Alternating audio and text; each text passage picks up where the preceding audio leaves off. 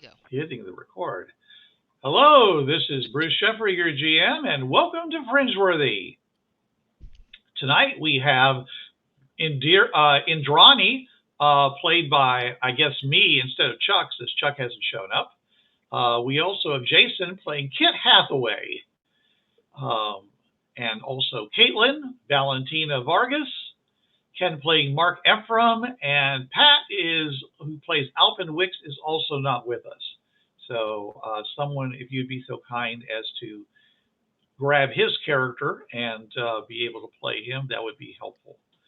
Anyways, the group has managed to get themselves back to the City of Light, called so because they are, except for the only real light in the darkness of the night of this world.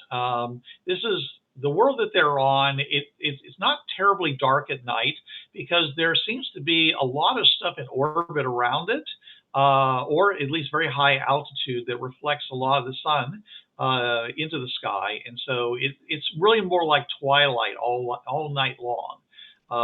There is no moon that they've ever been able to see. There is a sun, and but down on the ground, of course, it's not very brightly lit. So the City of Light is a large walled city that has lights and illuminates the surrounding area pretty well, especially inside the walls, and that's why they're called that. There is some other points of light around. One is off to the east, which is what's called the ruins, and there is something which is called the eye, which shines around, and no one quite knows what it is, except that anybody who it sees is kind of evaporated. I believe that was the term they used for it. It just kind of fades away and disappears. So no one in the team has gone over there.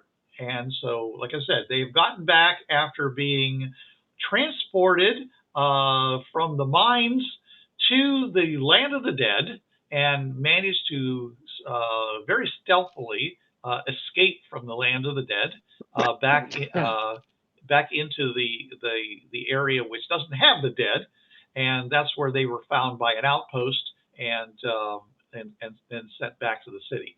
So we are starting in the city at this moment. If you guys wish to go over to your equipment in your vehicles and get reloaded or whatever else that you might want to do, because there's been some discussion as to what you have and don't have in the last mission, so please make sure that your character sheets are updated with the equipment you have on you, because as we found out, well, actually, no, you were following it, right? You were following the thing over to the mine, so that vehicle isn't there, is it?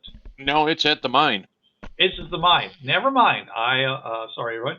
So you are there with with Proctor, who has come out with another one of their traveling war wagons and solar-powered war wagons, and has brought you back to the city. And so, well, before we go back to the city, I mean, as we're traveling, I'm like, where are we in retrospect to the mine?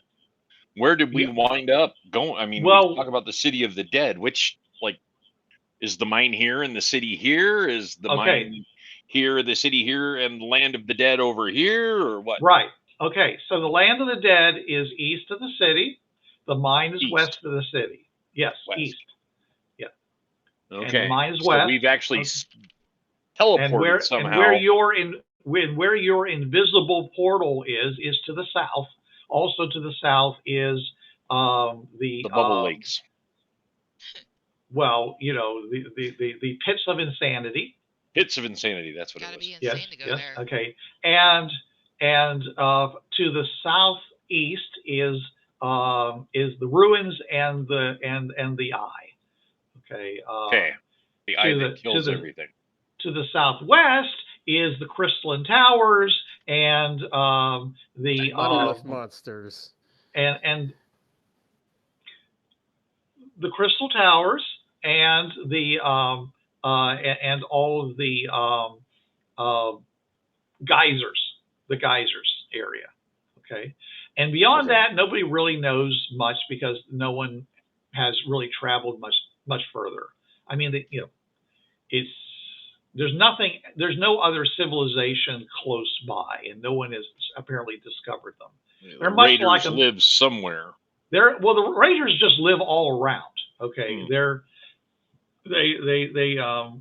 raid, they rush in, they take stuff from people, and they usually rush away. They don't want to live in the city, or they can't because they've been banished.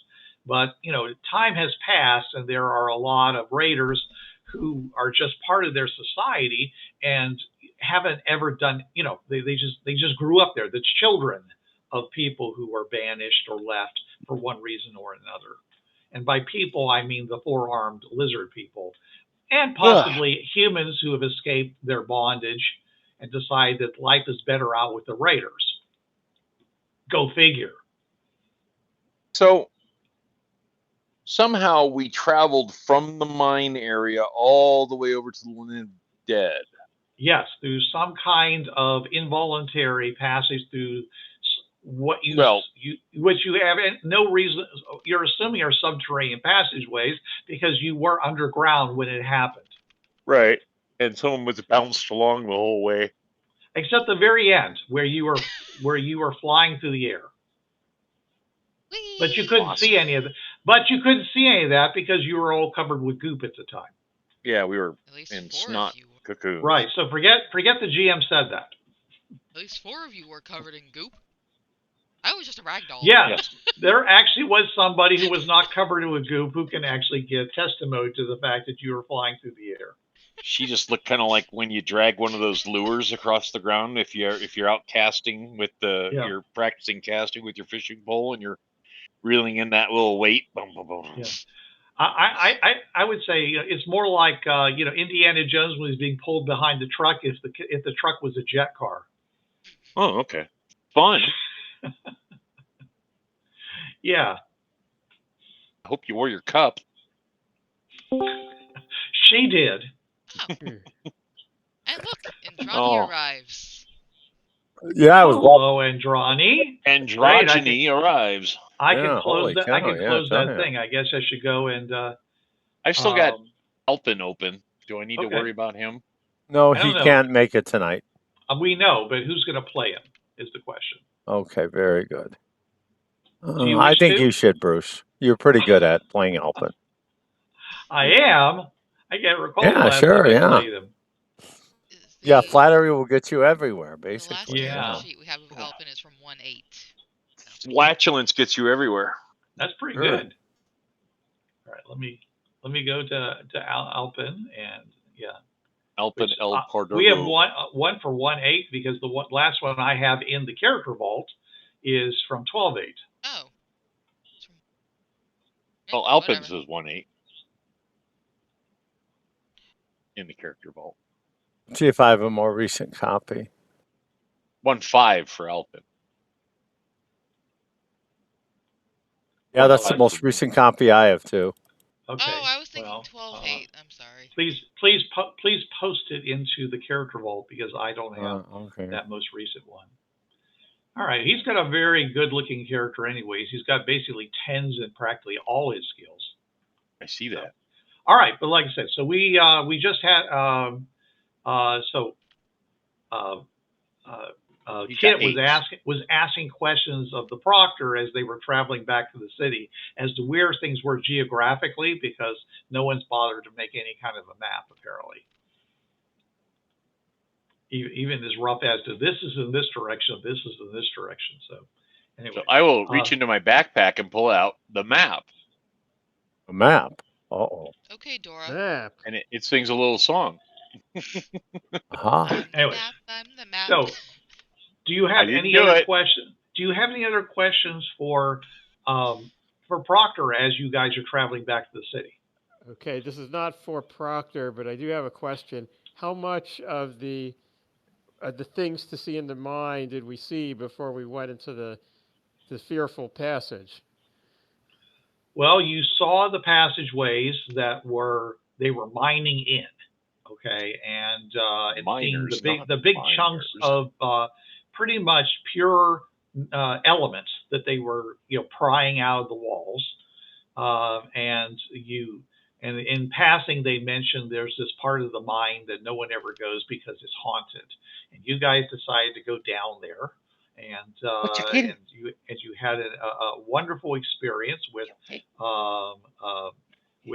seeing tentacles grabbing you and violating you, and at which point you guys managed to get yourself beyond that point where they disappeared, and at which point then you went a little further, and giant maws came out of the walls and ate you, swallowed you, and then the next thing you know, you're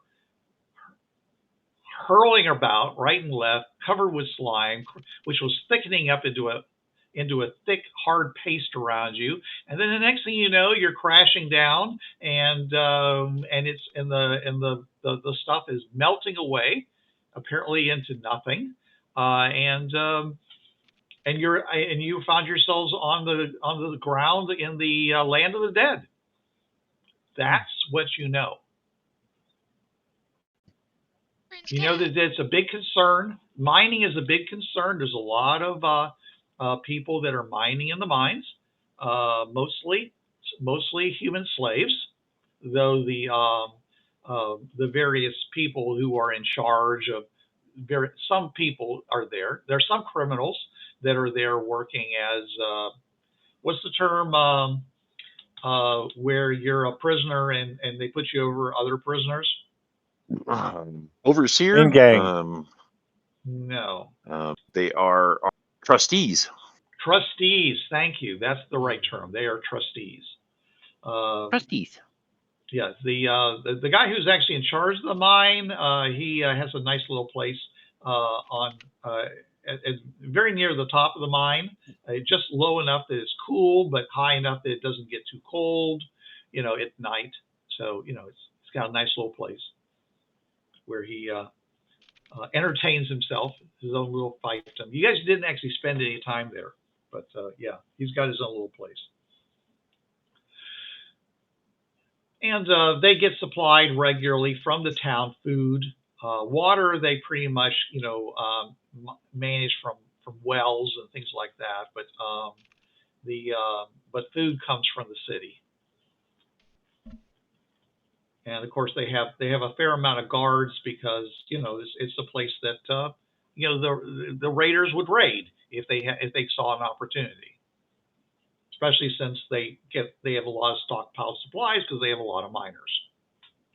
The miners themselves are not expected to aid in the defense of the mines simply because they're more likely to.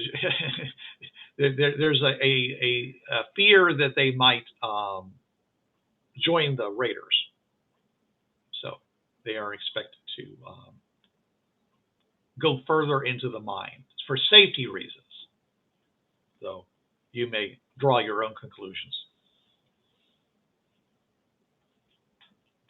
So anyways, any other questions? Ken? I should say Mark? I mean, I don't really know at this point. Well, then I guess you don't have any questions if you don't know if you have questions. Yeah, I don't think I ever got a good look at one of the nuggets. Oh, gee, there were plenty of them. But I don't think I.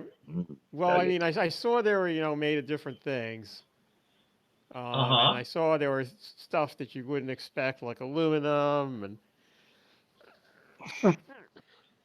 Right. And the outside of the aluminum was oxidized as you would expect it to be.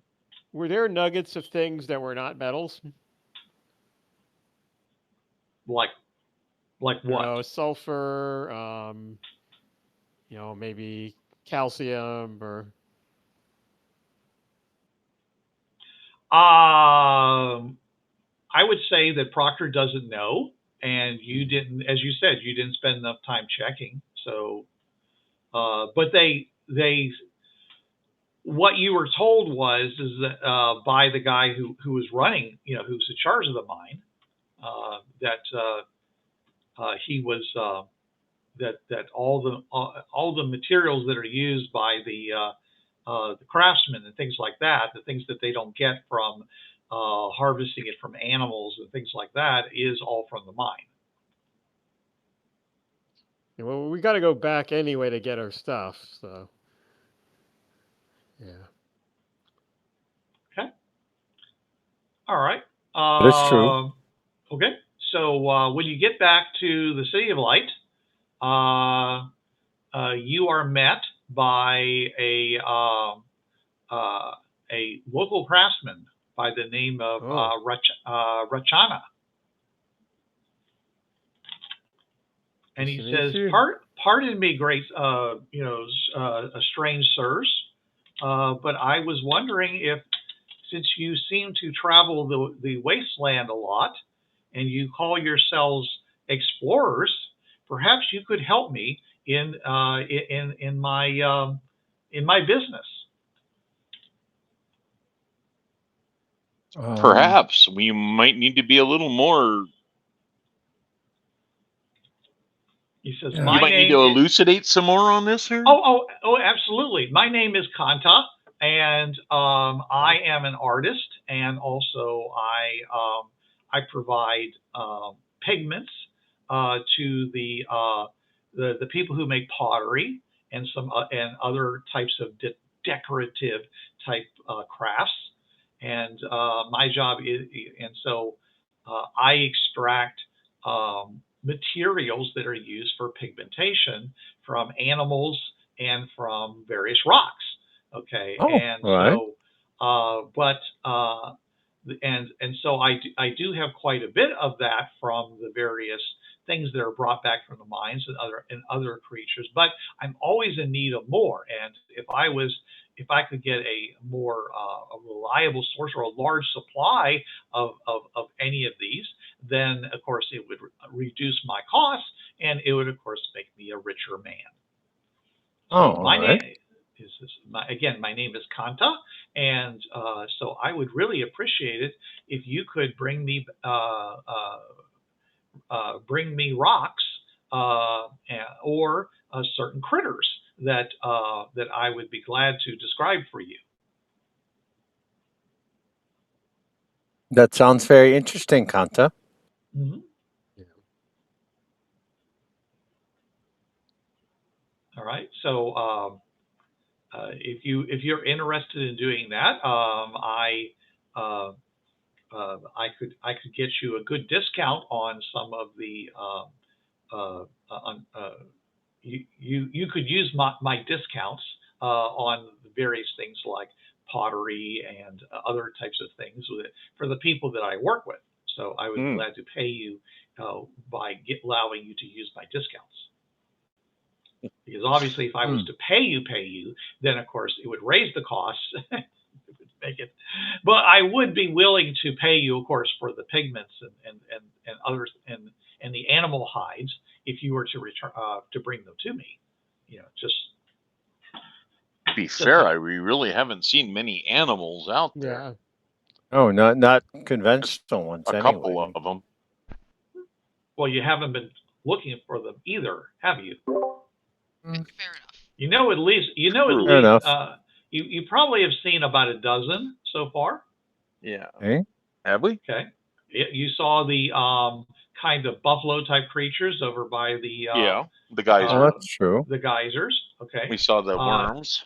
You saw the rock worms. You saw the invisibugs. Invisibugs. Yeah, invisibugs. Okay. You saw the birds that were flying around in the air. Alligator lizards. Yeah. You managed to skin one of those. And let me see what else.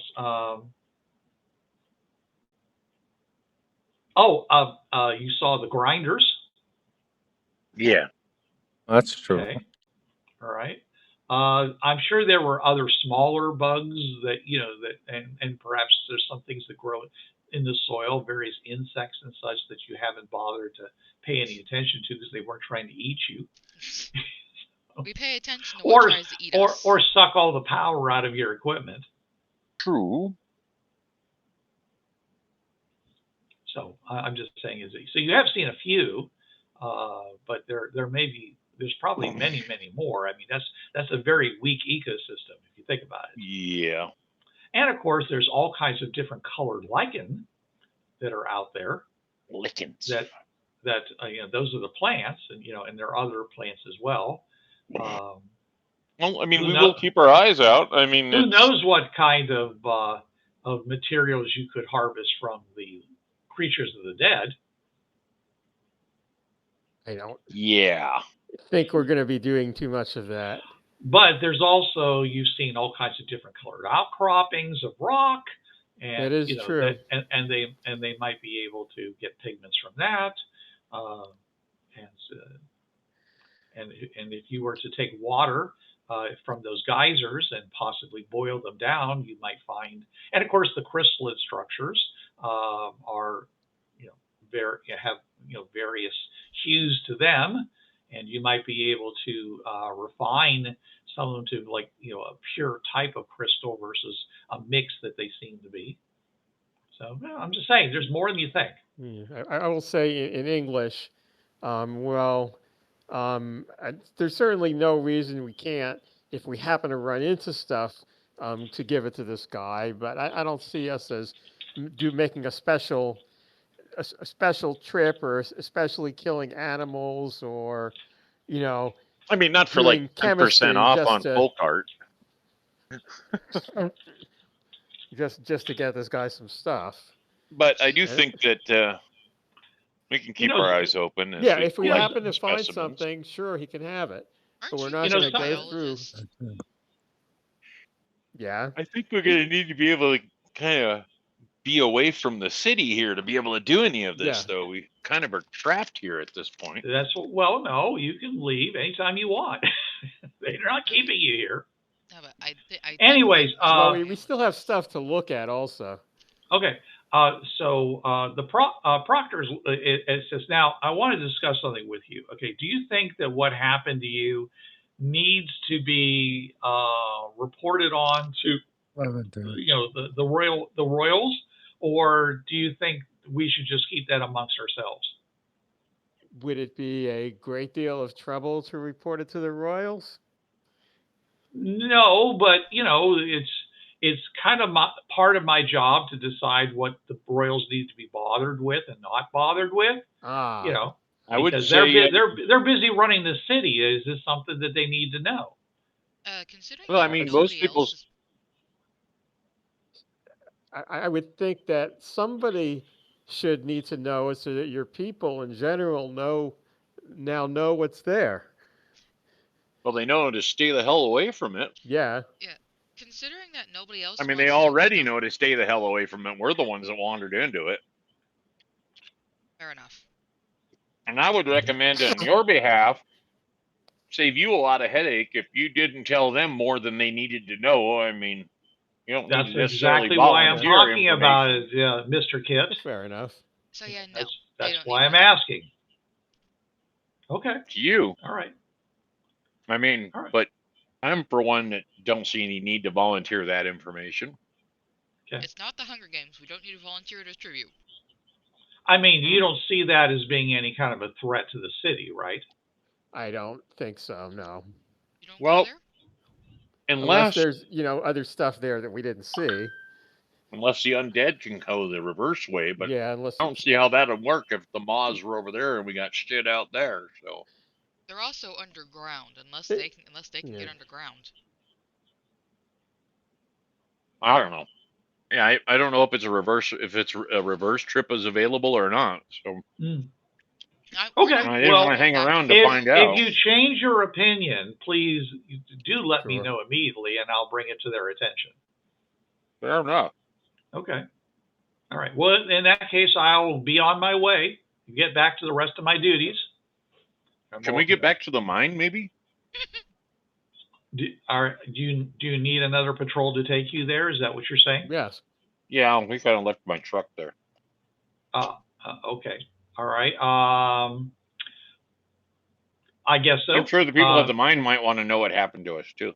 Well, I think they. from what you're telling me, that you went to this haunted place, they probably think that these spirits ate you. Well, we at least Won't might they want be to let the one surprised? guy know. Hold on. Okay. Holding on. Arguably, the spirits did eat you. I was gonna say we might want to at least let that one guy who was waiting for us let him know Well, we're alive. after the all the sound of the maws attacking you and the screaming and everything else, he probably assumes that well, who knows? Yeah, Who we knows? might want to let Okay. him know we're alive. Yeah. All right. I'll go and send you out with another wagon. All Thank right. you. Thank you. Okay. So, all right.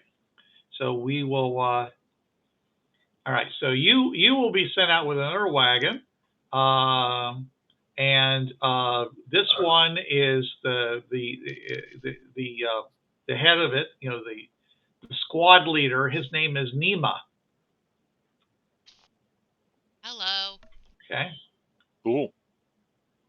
All right. So he's like, he says, so I'm supposed to take you over to the mines, is what I've been told. Back to the All mine. right. So is this oh, and I did forget to do one thing. Is it the proctor does it says, oh, before I go, since I since I saw you guys fighting the raiders and things like that, you seem to have some really good weapons, and you seem to be like really really tough, kind of. So I was wondering if maybe we could set up some kind of a trade or something, so we could get some of those weapons and maybe some of that armor that you guys have. Well, we'd have to check.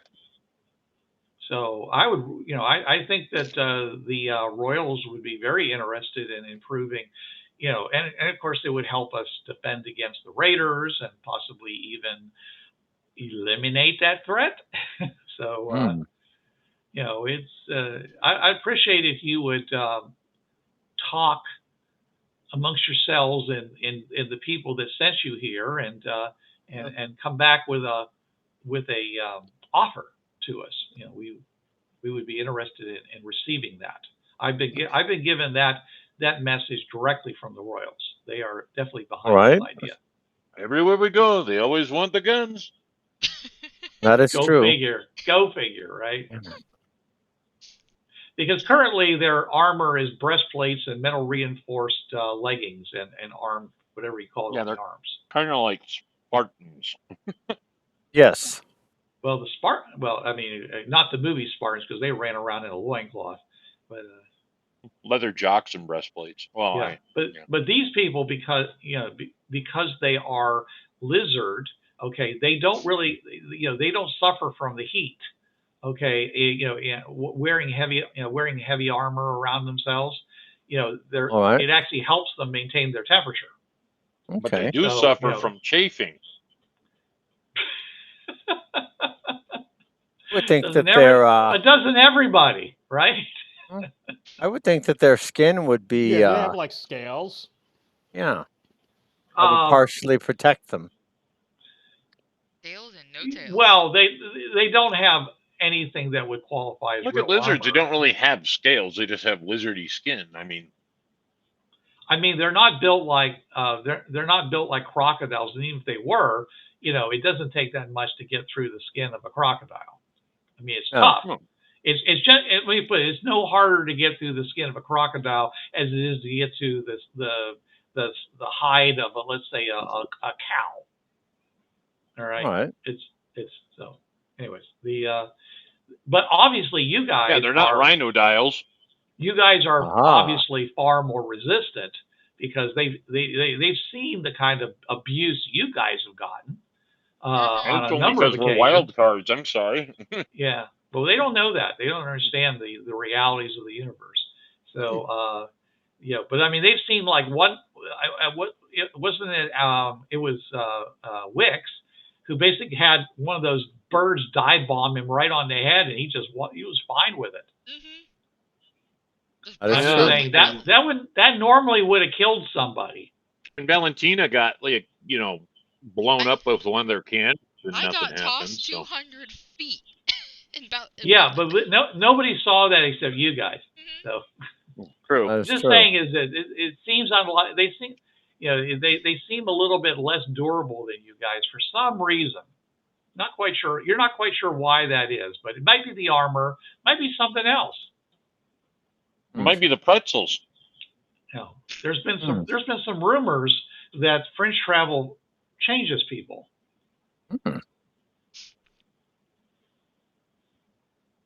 All right, so that was Proctor. He toddles off. Okay. Say your new guy, Nima. I don't think IDET would have any problem giving them armor. I'm not so much sure about weapons, though.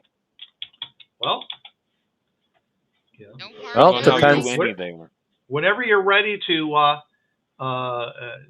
go in and broker that deal, they're willing to hear the hopefully positive results.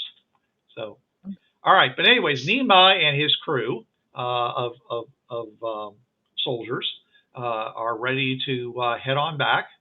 And again, they're basically equipped the same way because this is how these people have been operating for a long time. They got their atlas, they got their swords, and their atlas with their spears. They've got some like short daggers for real up close type combat, and they've got the cannons that are on the wagon and the big solar celled canopy over top of it that goes along with it. So so you guys start rolling along. All right. Zoom zoom. Okay. And you guys get about halfway there, and you see in the distance about maybe 20 of these guys that you would associate with being raiders seem to be approaching you. Oh. Hey. Okay, and they're coming from apparently from the left and the right. So the Nima sees this and he's like, okay, we need to. He says there's a lot more of them than there are of us. So don't you usually just pay them off with like beef jerky and stuff? Maybe, but he says if we were just bringing workers and food to the mines, that probably would be okay. But I've got you guys, and so I can't take a chance of losing you guys. So we need to try to move forward as quickly as possible. How far away are they, Bruce? How far away are they, Bruce? Well, I'm assuming you guys are actually looking around and not being like total, sure, doom scrolling on your phones and stuff. So, how did you know what my next action was? I would put them about 200 yards away. So, that's about 600 feet. Okay, and let's see. And that would be just like in range of Indrani's sphere ability. That's 100 hexes. Okay, all right. Let's see, Indrani. Some of your weapons are actually in range for that. Okay, all right. What sort of vehicles are the raiders in? They're not in vehicles. They are traveling on foot. Okay, what about us?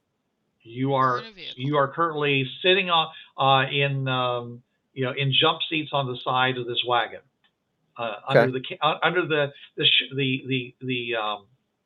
shade of the canopy. But they're right now they're hitting some things on the canopy, and the canopy is dropping down so that they can accelerate quickly across the. So in theory, then we could outrun them if they weren't coming from multiple sides. Well, they're not coming from straight ahead. They are coming from the left and the right. So you could still possibly outrun them if you take off now, which is what this guy is trying to do. Yeah, Fly, I you think we should. fools. Maybe we can like throw like some smoke grenades to stop, Okay. to hinder them a little bit. Throw them behind us. Unfortunately, ahead of you? 300 yards or 300 feet. Excuse me. At 100 squares, we would make smoke here, and then we would move away out of it, so they could still see us. Okay, Bruce. To clarify, my fear ability has smarts times 2. So that's 16 hexes. Hexes, yes. That's 16 hexes. So it's So okay. 16 times 6 feet. 16 times 6 feet. But yeah, do it in 96 hexes. feet. 96 feet. Right, and they are currently more than 6 times that distance. 600 feet. All right. Okay. All right. I'll have to save that for another time. Okay. Well, they may close, so it's like, you know. We'll see what happens. All right. I guess we can try to avoid. All right. So he I goes. suggest we move out. So he says, "Hold on," and all of a sudden you feel this. Hold on. Woo, things start to go. Woo. Now this time you guys are actually on a road, okay? And you start accelerating pretty far on the road, and you notice that you get to a certain speed, and all of a sudden it starts skipping, because basically this thing is acting like an air wing. It's actually lifting the wagon, even though the wagon is very heavy. I get out a pair of binoculars and I look ahead of us on the road for traps that they might have deliberately set, knowing that we'd be going down the road. Good job. Give me a nose check. Jason.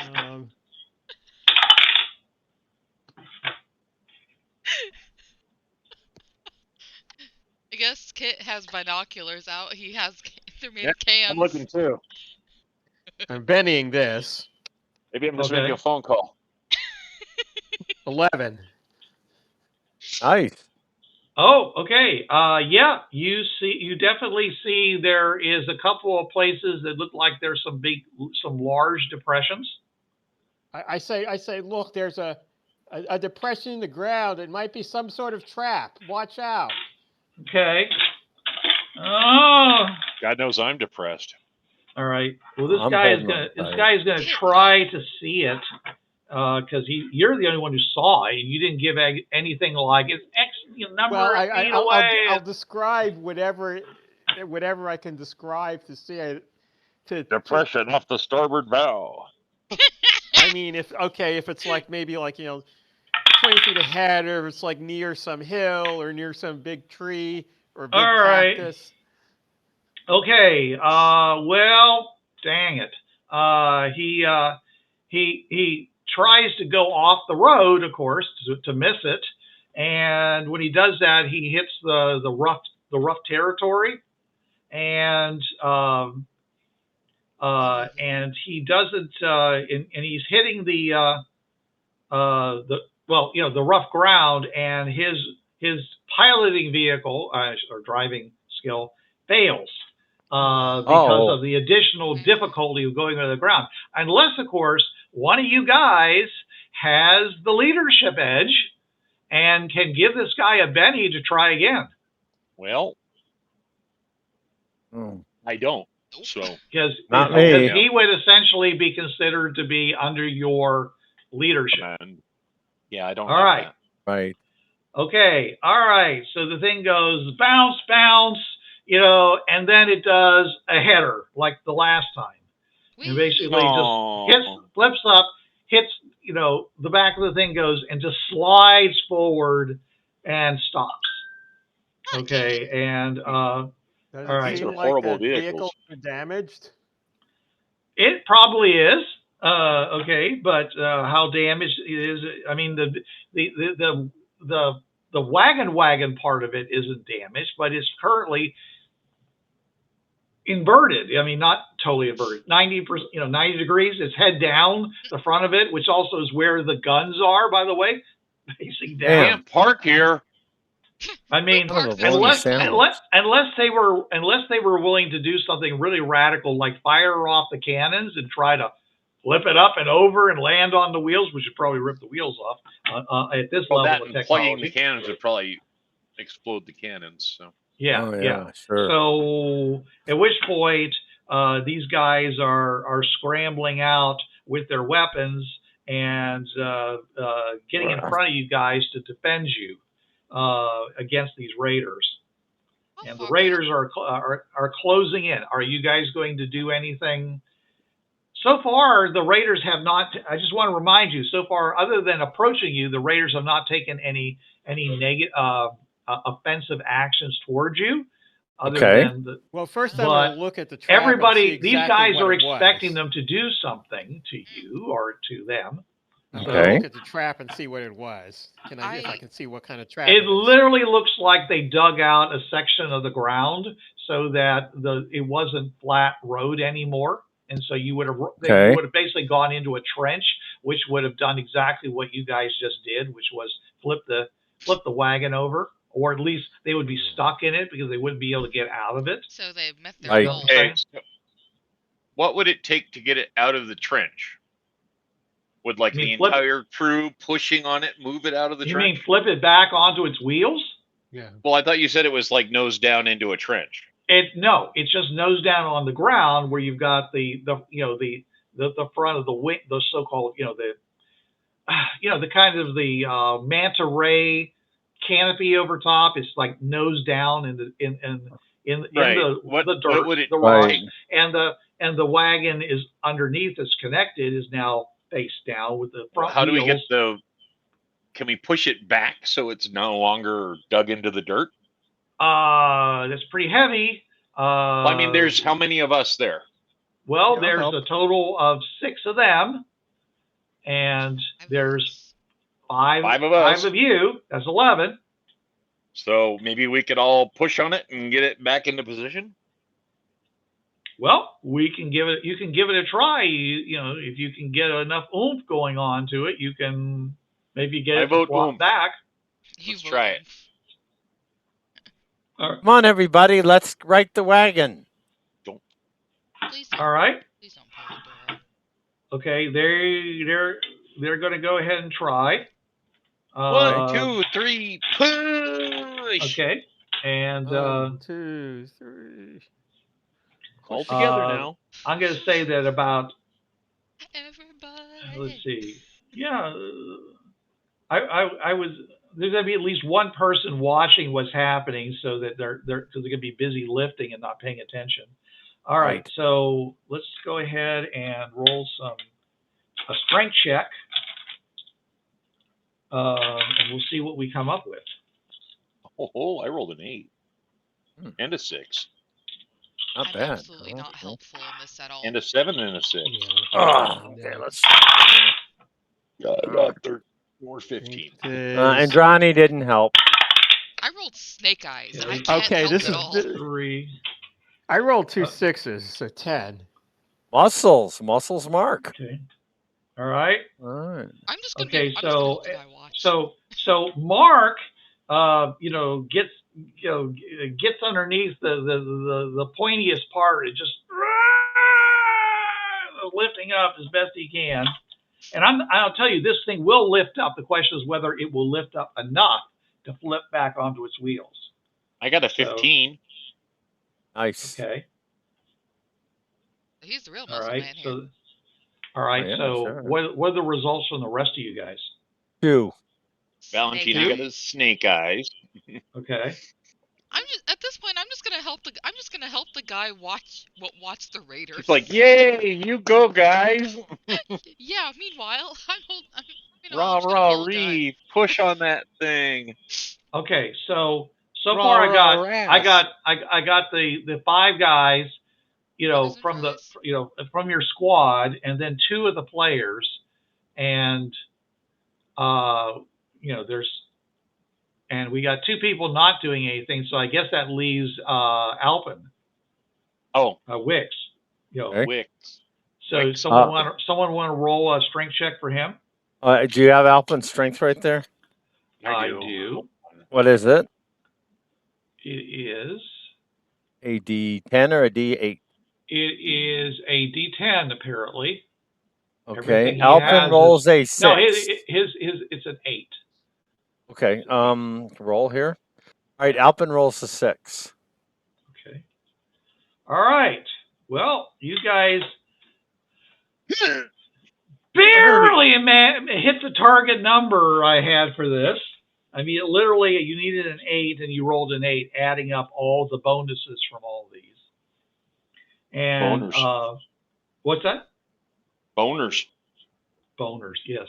For And sake. so, the thing goes boom, boom, boom. You know, actually, it doesn't bounce; it just goes boom. And there's a lot of dust, you know, comes out from the wings, and you know, and the wings are, you know, going up and down and stuff like that. All right. He says, quick, get back in the vehicle. All right. I think I hurt my back. All right. Really? Ow. Yeah, yakety sax as we all jump back into the car and run around. Oh, yeah. A classic, yeah. So somebody basically goes and jumps back into that little hole that goes inside of it, crawls in the front, and hits the gas. And this thing lurches off. Okay, and this time I rolled an 8. And so that's the success of the race. And he manages to get around that trench and then back onto the road and accelerates away, leaving these guys making what you reckon, because you know the language, recognizes obscene gestures. I was gonna say I was gonna wave goodbye to them. Okay, you can wave goodbye in their language, yeah. Oh, I did it in my language. Basically, blowing kisses at them. I did it with sign language. Okay, you can either wave goodbye by like blowing kisses, like you're giving them food, because they feed their young by pre-chewing their food. By the way, like or you can reach to your cloaca and give them food of a different sort as a way of saying goodbye. How about I just give them the finger in human and we keep going? Inhuman. They won't know what that means. But okay. I know, but it works for me. Does anybody else want to leave them with a impression as you leave? No. Nah. Okay. I'll leave them with an impression of Rich Little. No. Okay.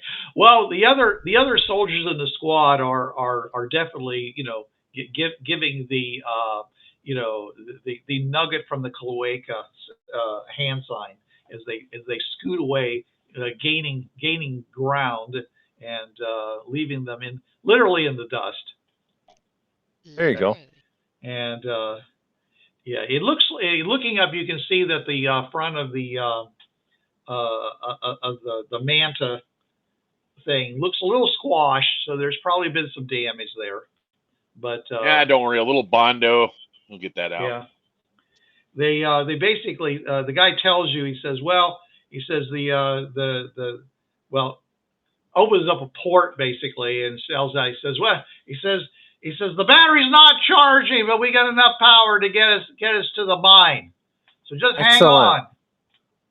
Okay, and he basically slows down to a more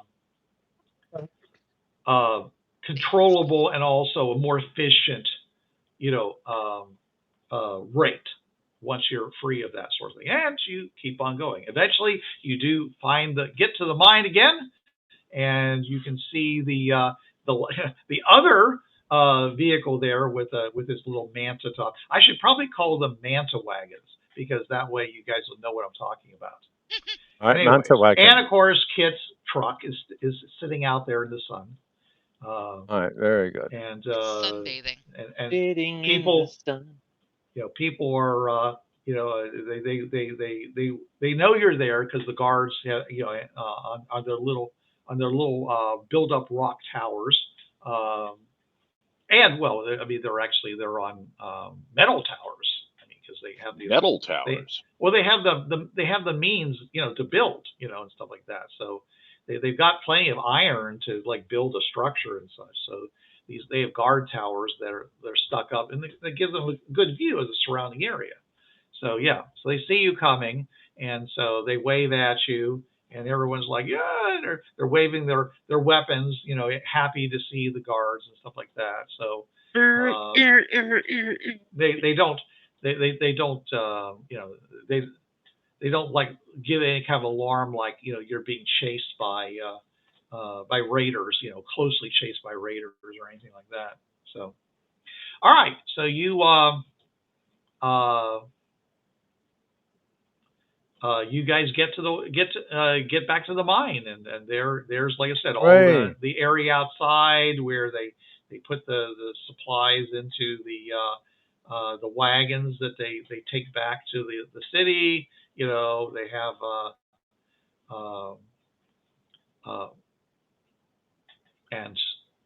and such. The head guy, he comes out and is just shocked, absolutely shocked that you guys are alive. He says, I thought you were dead. I thought you had been eaten by the ghosts. We discovered what it does if you go through there. Still alive. What you mean die? I mean, are you ghosts? It throws you. Are you undead? There are machines there. It passes the scary area, which throw you into the land of the dead, and then you have to escape. Can I just poke him? So he's like, he says, you were sent to the land of the dead and you escaped? Yeah. Doesn't that make you undead? No, the ones. Well, you're right, because we were never deaded. Leave. They can't leave if they're undead. No, they're dead. He comes over and pokes you with his finger in various places. I was literally just planning to go poke him. He pokes me, I'm poking him back. He goes and says, well, so there's a place beyond where the ghosts grab you, you're saying? Yes. Yep. And you went there. Most assuredly. He says, well, come on into my rooms, my chamber, and we'll have some nice wine and snacks, and you can tell me all about your amazing adventure, because sooner or later we're going to need to start mining that section. I mean. Of course, sure. Bruce, I didn't see any actual, ores there, right? Oh yeah. Section. Oh yeah. The walls were the same. The walls were the same as far as you could tell. Oh, I say, well, you could mine it, but whatever is really scaring people, you can't just stick around there. You have to go through it fast, or else you're gonna faint, and maybe. Even die. You can't stay there for a long time. You have to pass the area quickly. And I don't know how you possibly mine it and get like a truckloads of ore out through there. Well, we don't need to do it now. I'm just saying though that we know that the ore doesn't stretch the width of the world. It's only a certain amount. We've gone around, found the edges of it. Along the surface, it's in a big circle, and so so we know that there is a limit. So I mean, but it's deep down, and we haven't cleared off all the stuff closer to the surface. But at some point, maybe not in my lifetime, but in the next lifetime. Of course, it all depends on whether whether you guys do something that causes a population explosion.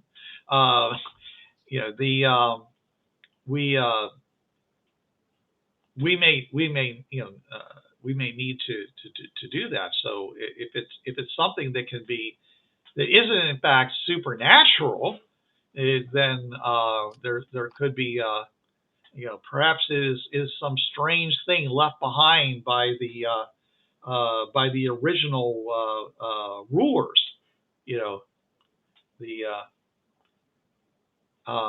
and so he says he puts his hands, starts rubbing them together. He says, perhaps a great treasure is there.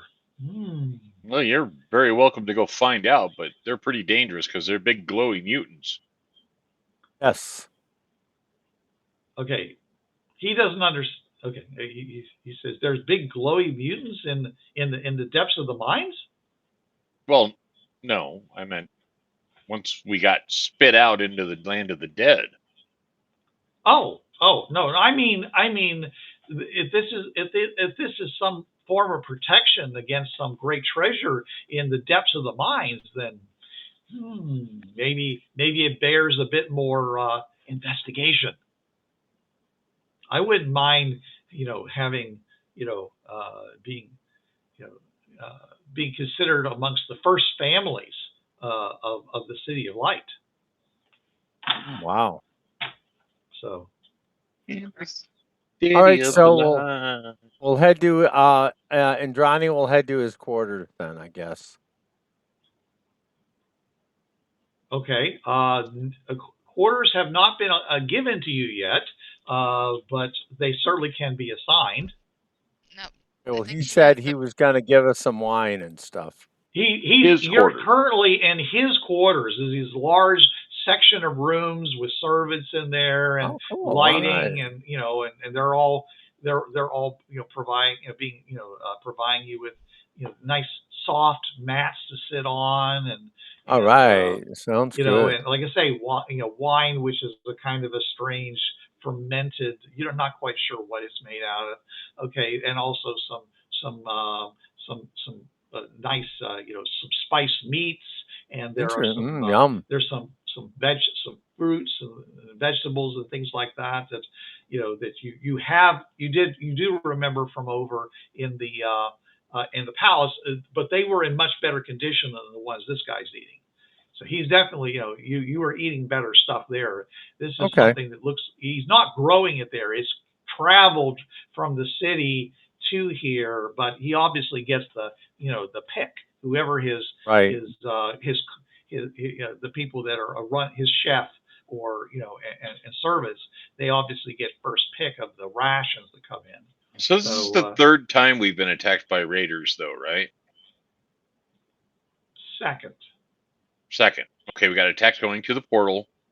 Yes. And then we got attacked coming to the mine the second time.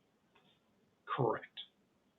Why did I think there was another one time that we got attacked? I remember the time that you guys, went around the area with the grinders, and they jumped up out of the ground because they basically set this up as some kind of a trap. Mm-hmm.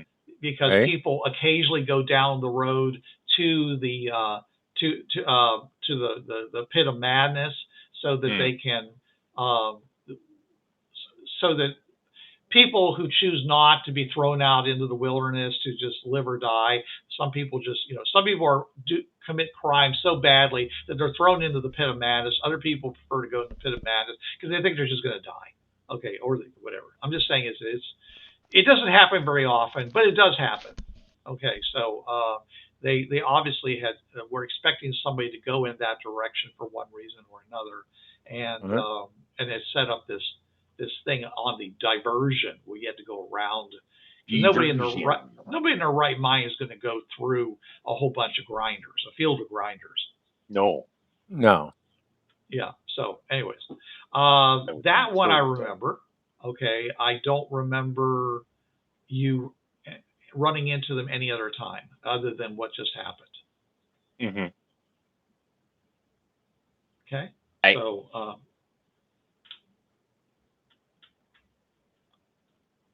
do you guys have a different memory than that? I thought we escaped them before and thwarted their plan, but that's what I don't know. Maybe I'm just misremembering. You were fighting them. Let's say when you were fighting them on and remember they tried to back up too quickly and they ended up moving forward over again. Right. So this manta thing works really well, except that they're obviously over. It's off balance. It overbalances them. Right. It's not the greatest design, but apparently it's necessary in order for them to power their vehicles so that they can run as long as they need them to run. They have no other fuel but sunlight. and they want to keep them powered up all the time in case they need to do what they just did. Mm-hmm. So it's kind of a thing. So as long as they, again, if they make their driving check, a good driving check, then they can manage it. But in both cases, it was where they were off the road, right? Well, maybe Mark Nye, the science guy, can figure out batteries for them. Better batteries. Well, batteries, they know about. They just need to fix their batteries, but they know how to do that, I thought. They need better batteries. There you go. Okay, I'll take a look at your batteries if you can tell me what they're made of. Okay. All right. So these ones. Well, first of all, they'll tell you that we don't know because we're soldiers. All right. But you need to talk to somebody who is more into technology. So that would probably be somebody from the city, that could come out. And but let me just see if you're lucky enough to have somebody who actually knows enough to actually know the answer to that question. Actually, somebody does. All right. They tell you that they're made out of salt. They're made out of sodium. All right. Well, maybe you could teach them how to make lead batteries, lead acid batteries, or these are the ones, by the way, these are the ones that are at the mine. Okay, they don't. This guy doesn't actually know what are the ones that are on the vehicles. I mean, you can figure out nickel cadmium batteries. He says it can't be the ones that's on the vehicles because it'd be way too hot. These things are really, really hot. Right. It's hot. They and there's a whole array of like at the city, there's a whole array of solar collecting cells on that thing. Okay, that basically. How do they make the solar cells? I wonder. That's a good question. Those are all made over at the city. They're not made here. Do I know any materials for batteries that might help them make better batteries? Well, Yes. you don't. I would say of what the batteries are called. I don't think that yourself would know specifically what the formula was or whatever, and the construction of the battery itself. But you know of cadmium batteries. Yeah. You know of nickel hydride batteries. You know alkaline batteries. Alkaline batteries. You know of lithium batteries, and you know, of course, of lead acid batteries. And you may also know about liquid metal batteries, of which salt batteries, sodium batteries would be considered part of. So they're this guy says that these are sodium batteries. All right. Which means do I think that they're efficient, or do I think they could do better? Well, sodium batteries would probably be, since it is sodium, it is essentially a salt. It's a material that's easily found and probably worked with. It's probably not made out of liquid sodium because that would be very dangerous.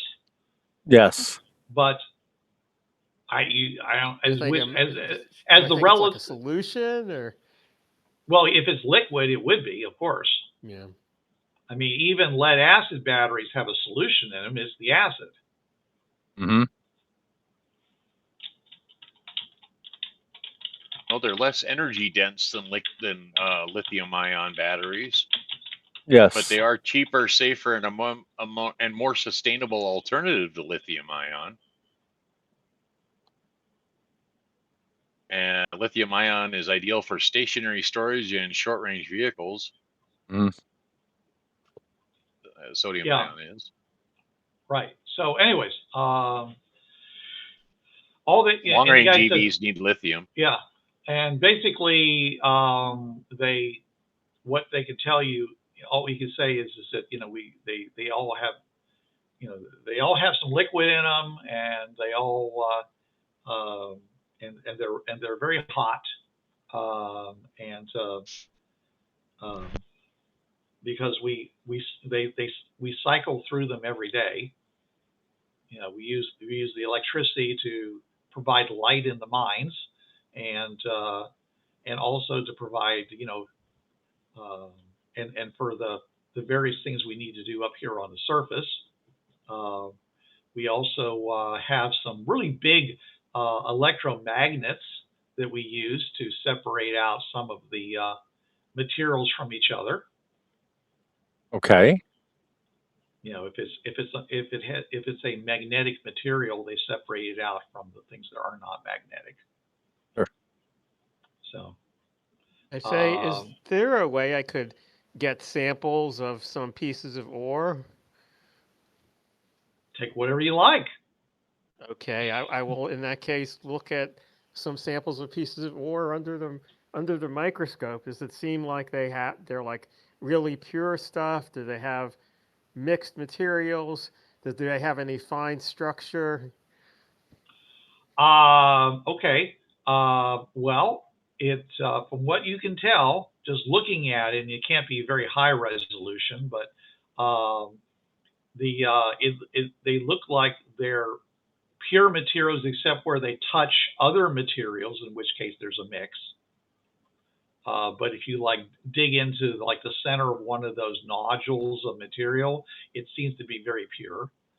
Inside, it doesn't look like it doesn't look like there's any unusual structure to it, other than the fact that what you'd expect out of something that would be possibly melted and then it solidifies.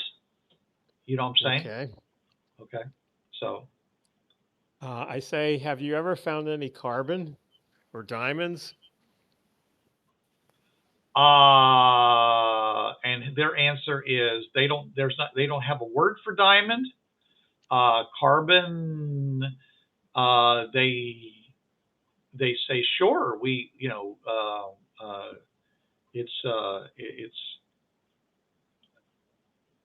I mean, this is we have a whole chunks of it. Okay. I look at it. Is it like graphite or charcoal? Yeah, it's not charcoal, because charcoal is actually wood. These things look like they're more along the lines of, they have a kind of a greasy look to it. Okay. So which would be tending more toward graphite. Mm-hmm. Okay. Have I seen things that are not elements, like maybe like chunks of plastic, or no, even like carbonated material, calcium carbonate or something? No. No. No, but you do see things that look like raw calcium.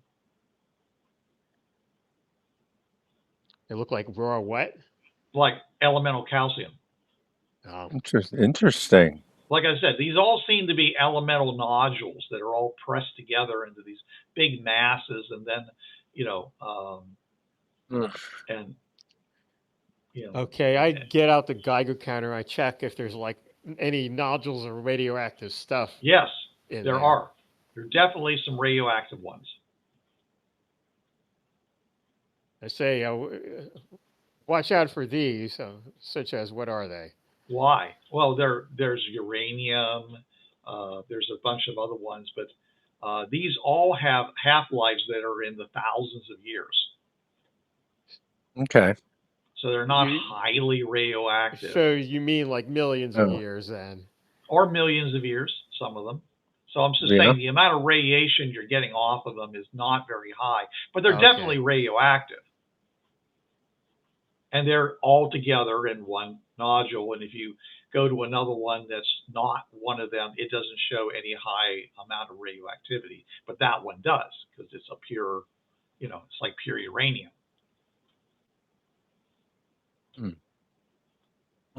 Or pure, I mean, there's a whole lot of radio types, but all the ones that would be like super like that, radioactive, they have really short half-lives.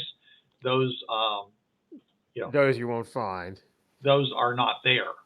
Okay. I'm not saying you wouldn't find them. I'm saying they aren't there. Now maybe in another part of the mine that that they are not aware of, but the ones that they're digging out right now doesn't have anything that definitely has radioactive materials, but they don't have things that are highly radioactive. I say, are these all mixed together, or are there areas where some things appear more commonly than where they appear in other places?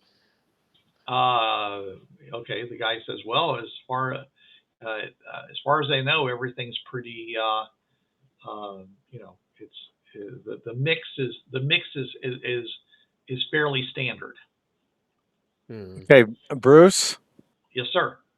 Indrani is going to go where Mark is right now, and she's pulling out her notebook and she's cataloging every different element she can identify in the cave. Her original specialty was metallurgy, so she's pretty good at identifying different elements in their raw form. Right. Okay. And then they have, there actually are some of the remnants who are who are knowledgeable about these different things. And he says these are very desirable from the city because they can be turned into this is an ore that can be melted down and turn like the iron ore and the aluminum ores and the copper and all the different kinds of metals. He says these are all things, and then over here we got these, and they use these for certain things. But then there's all this that people, that we. I'll talk to the remnants, and there's a lot. I mean, some people use those. Some of it it's not worth sending back. We just pile it over, in a big pile because they just use them for decoration. Like I'm trying to think. Things that you might use to like boron. Yeah. Or some. I mean, they don't even. They have a name for it. Okay, but because it's obviously different colored or something than something else. Sure. But it's, as far as they're concerned, it's just junk rock. It's just rock. Okay. All right. But it's all right. I'll talk to them and try to catalog as much as I can. Right. But this is definitely not the same proportions found in the Earth's crust. I can tell you that. Oh, definitely not. Definitely I mean, not. It's like every element that you're actually able to identify seems to be equally occurring as every other element. So like gold and silver and stuff is as common as iron, or exactly common as silicon or things like that. Of course, gaseous elements you wouldn't find. Yeah, you won't find any gaseous elements. No hydrogen, they all have helium, to be something oxygen. that is solid at room temperature. Well, so no mercury. Mercury is not solid at room temperature; it's liquid. Yeah. Okay. But you might, that's. But it's possible that it might be, well, yeah. You don't see any. Unless you get like something like an oxide of mercury. Right. What I'm saying is how that's a compound. There's no compounds. Well, as far as they know, there's no compounds. I'm just telling you that it looks like these are all elements, but maybe there are some compounds. As far as we can tell right now, there may be. We just haven't identified them yet. I mean, it's so there may be others, maybe that you just don't recognize as being, because you don't recognize every rock you see. No. Yeah, but I'm just saying is that these people here, they say, well, we have a use for this, or whatever, and so. But mostly what they have the most use for is for things that are metals. Right, yes, metals. Now, these things are embedded in actual rock, right? They're embedded in each other. Right. So there's no actual rock between. There's only these things? Right. I mean, it's basically, this whole mine is surrounded by rock that's very much like silica, much like the rock you're familiar with. Sure. It's mesomorphic rock, rock that's caused by just compression of rock, to not, and it's even possible that there might be in some places there's got to be some sedentary type rock because there is water flow and stuff. But I'm just saying this rock here seems to be, not volcanic rock, but more like the meso rock, which is caused by accretion over millions of years. Mm. Yeah. It's as if someone put this here for these people to supply them with raw elements. This was constructed. This doesn't make any sense that it would be here like this. Yeah. I asked, we had this area, where everybody, where people felt fear. Are there any other unusual areas? I mean, maybe not as dangerous as that one, but something unusual? Not in the mines. Tom Jones not in effect. The mine. It's not like there's multiple mines. Not in the mine. Mm-hmm. There's lots of strange places in this world. I mean, there's the land of the dead. There's the pits of madness. I mean, there's all that geysering going on over, to the southwest. Actually, in this case, more south, more directly south from here. It's a giant eye. No, we don't talk about the eye. Not the eye. No one knows. No one knows what the eye is, because anyone who has seen the eye has been seen by the eye, and I have a theory that and is no longer with us. I have a theory that the eye is this world's Illuminati, but that's just me. It could be the Eye of Sauron. Well, it does glow, so it would be the Illuminati. It would be the Illuminati. My biggest question is, why put the big fear area in there? That's if they want the people to mine this mine to get elements. Why the sudden area where everyone's scared? That also doesn't make any sense. You over to the fucking land of the dead. Because maybe at some point it was used as a punishment and which forced people over to that side, giving them no choice. But like the pit of Sparta or something? The pit of death. Because people into it would the pit? launch you into the land of the dead. The obvious way around it, of course, is build a mining machine. Machine that can mine, and it wouldn't be affected by it. Well, that's not an us problem. Yes, that's correct. It's not an us problem.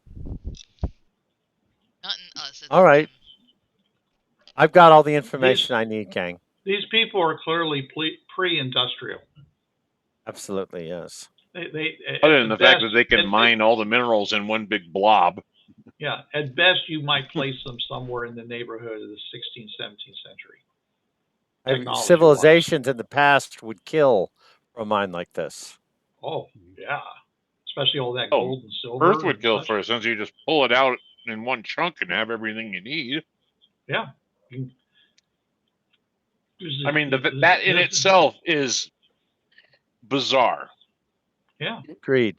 I mean, do you guys have any idea and the fact that it looks valuable, like Play-Doh.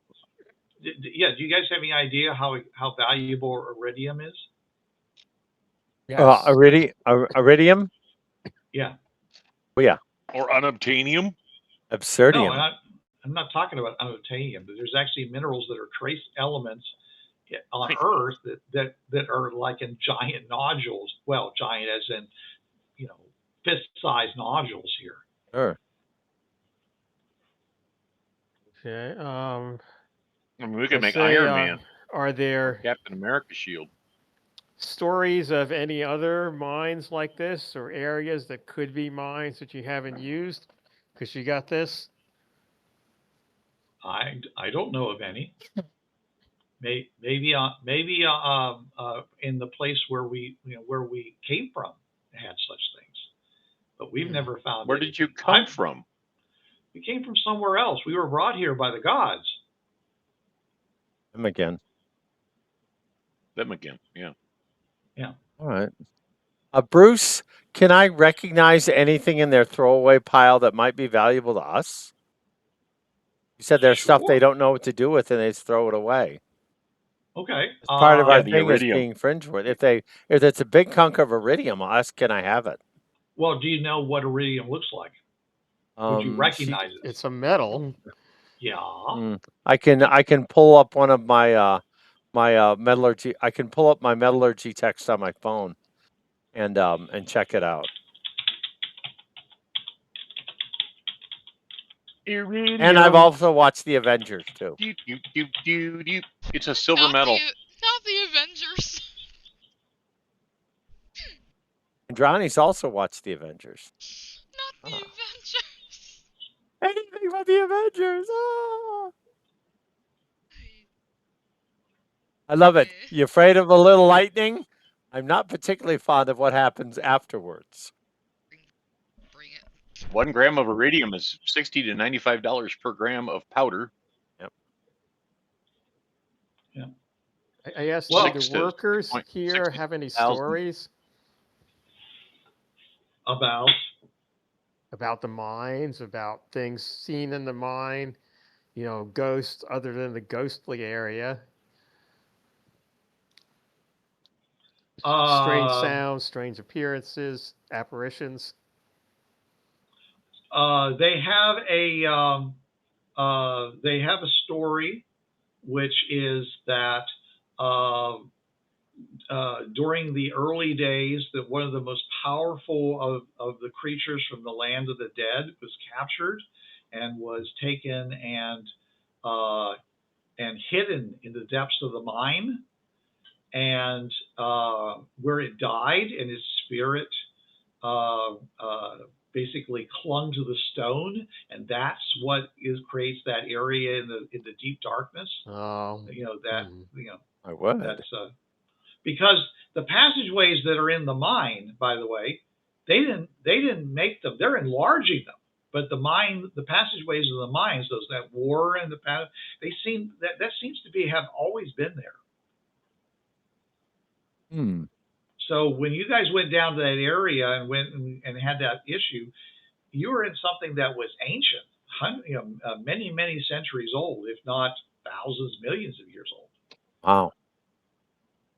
Well, rock, millions of years old. Right.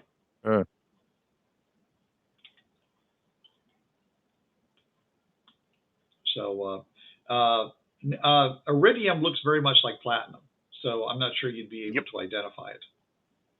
Yeah, not without frequently mixed with iridium. Much more with not without a full chemistry setup, which I don't have. At least the ability to heat to a certain temperature and see where it melts. Such like that is true. Yeah, that's a good way to it's extremely difficult to melt and it's incredibly dense. So, and it won't tarnish. Right. Yes. But much like platinum gold and silver and things like that. Yeah. All right. Most common use is in spark plugs. Okay. Well, a very thin layer of it, considering. All right. Well, I don't know. That's why I had to spend $30 a spark plug. So. Okay. Well, I'll grab a container and said, "Do you mind if I just take some of this stuff you've discarded? I want to take a look at it more closely." Sure. I mean, thank you. That's very nice of you. You're here. I think they would discard the iridium because it wouldn't be usable to them. No, they might mistake it for. They might mistake it for platinum, but they find right, it's but not they wouldn't platinum. be able to work it like you can work platinum. That is true too. It's right. So this shit isn't usable. So I take a bucket, I scoop up a bunch, put a lid on it, and take it back to. We've got a bucket. It's like a big sandpaper stuff. I bring a bucket in case we have an adventure where we go to the beach. Fair enough. Do you have a shovel too? A little shovel. I'd have a shovel. Yeah, sure. Why do you do that? All right. I ask when you're digging out the new places in the mine, do you ever find existing caves that you've dug into?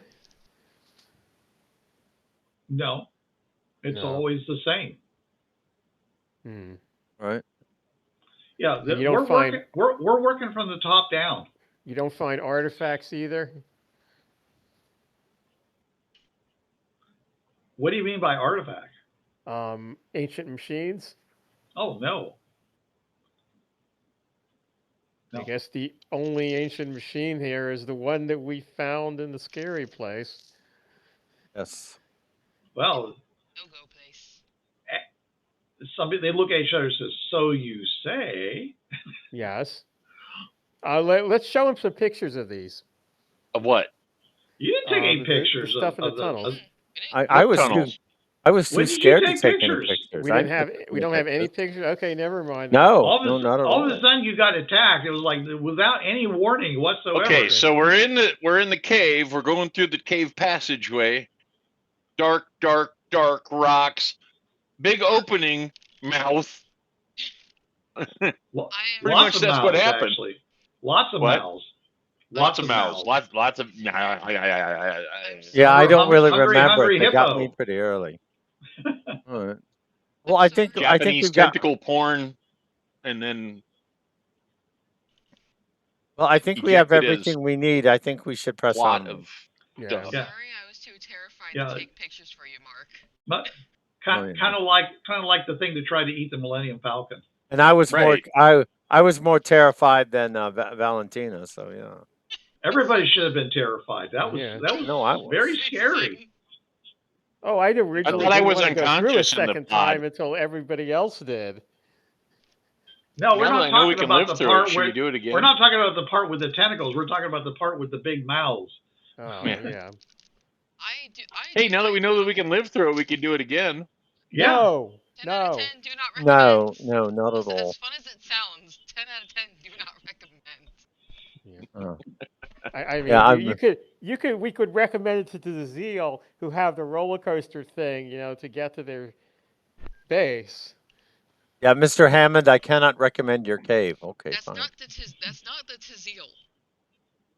Who was it then? It's not the Blizness. I can see the Blizness on that thing. It would be fantastic. You're right. I want to see the Blizness ride the Demixie roller coaster. That would be I've heard stories about that, and I have no, don't want to do it. I just want to see it. I think I need to add the idea of a corkscrew twist into the Demixie's little plan, so it gets even more. Okay.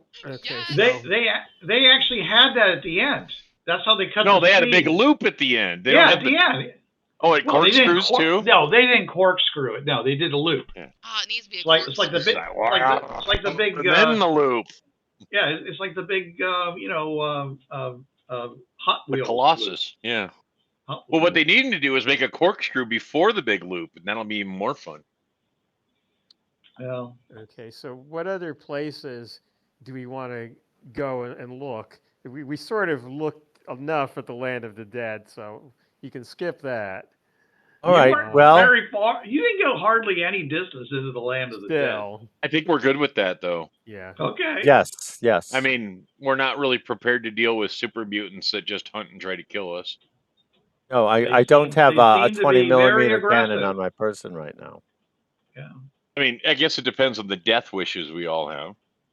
Okay. I mean, it really looks like the only thing that's keeping the City of Light from being totally overrun is the fact is that they can't leave their land. What if we reverse the polarity? Now, is the City of Light the place where if you get close to it, you're killed? No, you're thinking of the ruins. That's where the big eye. I'm thinking the ruins. This is the City of Light. Okay. No, this is the mine. Well, I know, but the other place, the city, is the City of Light. That's correct. This is the mine. And then Land of the Dead. The ruins is with the giant eye. Yes. It's also the place you guys saw a light when you were down on the surface when you sent your blimp over. That was the eye, or that was the City of Light? That was the ruins, which had this spot that had a blinking light in the middle of it. So yeah, which is where the giant eye is, right? Where the giant eye is supposed to be, yes. Bruce, so we could send the drone there if we want to, risk the drone being destroyed by the eye. But if you want to, it's a drone. That's what they're for. Yeah. Would you rather risk yourself being destroyed? No. I would. That's why they have drones. This is now the Hunger Games. Volunteer yourself as tribute. There you go. Yeah. Anyone who volunteers takes one step forward, then everyone takes one step backward. Oh, you volunteered. Okay. Now, Bruce, when we first got here, we monitored some transmissions. We had, if I remember correctly, when we first got here, we were monitoring transmissions, and we were trying You to were pinpoint trying where they were. to, but We were trying to, you, but we were unable to. you didn't pick up anything. No. Oh, Okay, we all didn't. right. Okay. Okay, Yeah, I was trying to there was remember what no, happened. yeah. All right. I mean, I think we ought to go to the blinky light with the giant eye and send some drones in Yeah. all right. That sounds like a plan. and see what that's all about. And then we All can go right. back and deal with. I mean, I'm still a little. I don't know about the super mutants out wandering and the glowy super mutants yet. I'm not sure how much I want to deal with that. Hmm. But Not unless I mean, IDET issues us all Iron Man armor. that's true. What are you talking about, Iron Man? We need indestructible. Iron Man is Iron Man's pretty indestructible. He's still destructible. Yeah. Well, I mean, Do you have any indication that this world I mean, he operates made under it in Marvel a physics? cave with a pile of scraps. Marvel physics. Yeah, I mean, think about it. He could get thrown through a building and not get hurt. So Yeah. he just gets kind of tired. As long Yeah, as the Oh, yeah. armor if that doesn't get happened to you, like your penetrated, he's fine. brain would go against the inside of your skull and you'd be dead. Of course. Well, let's see how much gamma radiation Mark can take. That's called hydrostatic shock. More Yeah. fun, you know. All right, so we'll pile into the kit truck, and we'll head to the city and head toward the flashing light. Yeah, and We can ask launch them a drone. to stop when we're about as close as we can safely get. Okay, that sounds like a plan. Because they probably know better how close we can safely get than we do. Yeah, we'll ask them. Hold on, Kimosabe. They're like, no, we're going to turn around and go. We'll take you back to the city, but we're not going anywhere else without orders. Okay. You guys want to go out there into the high desert and run around, with all the various predatory animals and such. You're welcome to do so. But Thank you. I mean, it's not for us to say, but we're not. Okay, well, we'll follow you back to the city then. Say, I believe Science Guy here has a death wish. No. Apparently As I said, you do. remember, I did not go through the scary area a second time originally when all you guys had a death wish and ran through. That wasn't a death wish. I just say a thrill. Way to go, Science Guy. Okay. Just proves you're so you guys go and you get in your vehicle, and are you going to follow the other vehicle this time? Sure. Yes. First of all, let me go ahead and check. Check for raiders. Check the repair of the. In fact, if they're still repairing it, I say, let me look at it and see what I can see. Are you the repairer? No. You want to help? You want to help them repair I want to first look and see how it works and see if I can help them. I don't know if I can. Depends on how it works. Okay. Well, the Delta wing, the Manta wing, appears to have sheets of solar cells inside of it. Okay, and they got, and a whole bunch of them got squashed and broken and stuff like that, and so it's they've been working on them, replacing some of them with some spare parts that apparently they brought out there in case things did get damaged going back and forth. So they're busy working on that. So if you want, they'll tell you, says, look, if you want to help, we can always use a steady hand on a soldering iron if you can handle that. I can do that. All right. So go ahead and give me 2 repair checks. Oh, do a repair check here. That's a 5 for me. Ooh, all right. I got an 8. 11. All right. Nice. Well, they had planned on it taking a day for this to get repaired, but with you guys doing this, it's going to be done before the end of the day. So all right.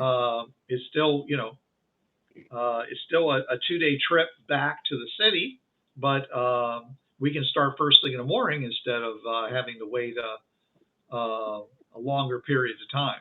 Well, while we're waiting around, what I want to do, I want to get a pair of binoculars and project the image of the sun on a piece of paper and see if I can see like any of these, things in the sky moving across the sun. Okay. Okay. Well, you set up your camera obscura, and you do see stuff, over the face of the sun, which means that doesn't mean that it's actually happening on the sun. It's more like the sun is illuminating them. You normally wouldn't be able to see them in the daytime, but because the sun's so bright, you would be able to probably see like a thin, dark web across them because they're blocking enough of the sun that it actually creates I don't want to use the word interference pattern, but it actually creates something that you can see in your your occlusion device. They say your camera obscura. So yeah, it looks like those things that you see at night are actually there in the daytime as well. Okay. Which makes sense if they're going around the planet and all. So. Okay. Oh, another thing. I check the I look along the ecliptic and I try to see if I can see Venus. I figure there's maybe like a 1/3 chance or so that it's in the sky where I can see it. In the daytime? Yeah. Actually, it helps to use binoculars, but you actually can see Venus in the daytime. Okay. At certain times of the year. At certain times of the year when it's, far from the sun in the sky, and it's like not like a crescent. So it sounds like it's better to look for them in the morning or oh, it's definitely better to look for it in the morning or evening, but since we're waiting around. Okay. I thought I was working on a truck. All right. So go ahead and so we'll say you do this the next morning because you were pretty much busy doing all the soldering and stuff and the repairs and stuff until after dark that first night. So go ahead and give me first a science check to see whether or not you actually know where to look. The science check, I'm going to Benny that. That's an 11.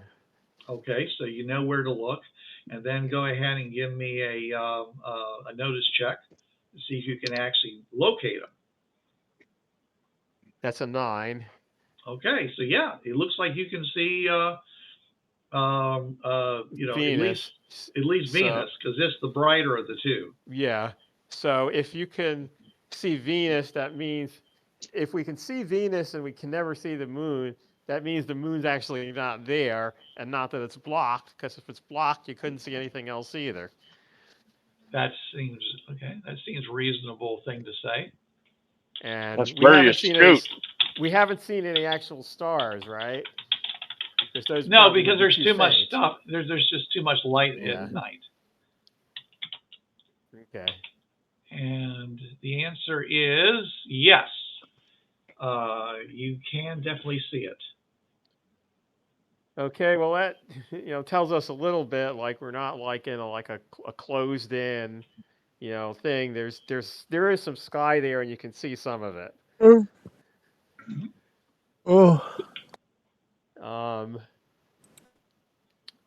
Trying to think of what other sciencey things I could do.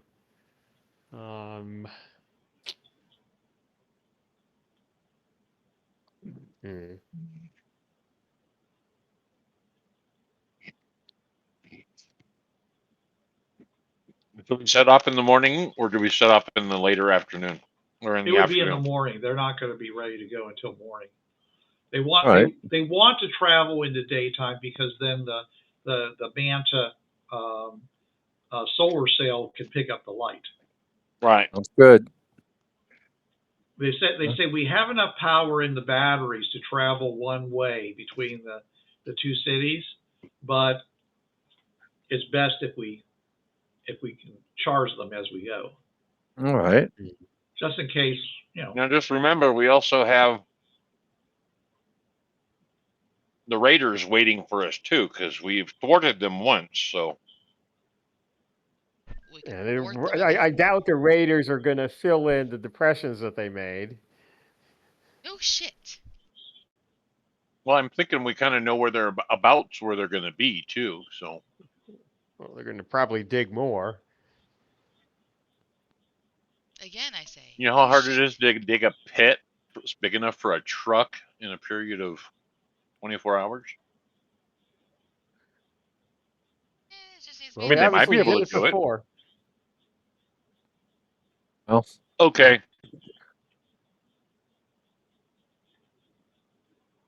All right, so you guys go and excuse me. You start up the next morning and you go traveling, and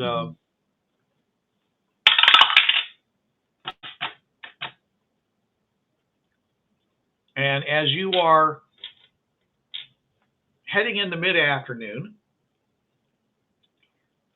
ahead of you on the road, you see a lone figure sitting there. Look at binoculars. Hi ho, Silver. It's the lone Again, you figure. see a lone figure sitting there. all right. What does it look like? It looks like a lone figure sitting there. Does it look Dude, like a Raider? Is it a human? It doesn't, it looks too big for a human. I mean, I'm saying you see Kinda this short for person a on the road stormtrooper. before you can really tell much about them. As you get closer, you'll be able to see more details. All right. Okay, let's All get right. closer then. So as you get closer, you think, it looks like somebody sitting on the ground, and obviously protected from the sun, probably sitting cross-legged, and there may or may not be an indication of forearms. It basically has the same body shape as you'd expect one of the remnants to have. Okay. And it doesn't seem to be reacting much to you traveling toward it. Okay. It's possible that there's a whole bunch of raiders laying in wait in pits around him, as that happened the last time you guys ran into that kind of situation. Okay. So, but considering it's just one person currently, so these guys basically go and say, all right, we're going to go and just pepper the surrounding area from these guys. And these just start firing the cannons. Boom, boom. And can we, are we close enough to talk to the person? No. Okay. I mean, you'd be talking, this is probably a good 1,000 feet away. Okay, we'll have to wait till we get closer then. And so they're basically just blowing up the ground, trying to flush out anybody who's like hiding in things, in pits around it. And they do it on both sides. The whole time, this person just sits there and doesn't seem to make any reaction to it. Oh my God. I pick up my microphone and turn on my PA horn, and I say, "Howdy." Okay, Cowboy. It's got a loudspeaker built into the truck grill. All right. Kind of like police cars have on the. Mm-hmm. Away from the So I basically say hello in their lizard speak. In lizard Okay. speak. No one seems to respond. The figure doesn't seem to respond. All right. So after they lay down all this, then he just says, "Well, okay. Maybe he's dead. Maybe he's dead." Find out in a minute. It happens. Occasionally people just sit down and die. So, and you drive up closer, and it doesn't really look like. I mean, the arms must be on the inside because it really doesn't look like this thing has four arms. And you get to be about 100. I get to be about 100 feet away, and it still has. this figure still has not gotten up I and look for reacted hidden anyway. raiders and hidden traps with my binoculars. It's a Okay. decoy. Nice. So you look around and don't see anything that screams, "Hey, this is a trap," other than the fact that you've got this figure that's been sitting there. But they've been peppering the ground surrounding it with explosive, well, not explosive, but like big rock rounds, iron, and Nothing. and so it's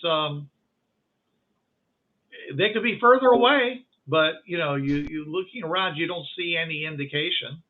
You didn't when you started firing the explosives. By the way, there were a lot of critters that just jumped out of the ground and started running away. Some of them you'd never seen before, by the way. But, Talk about grenade fishing. Yeah. Okay, Bruce. Yes, sir. When we get within 50 feet, Indrani's going to use her empathy ability. Oh, okay. Go right ahead. Pretty much. Okay, no, that didn't. 8 explodes. 12. Wow, it's a really high number.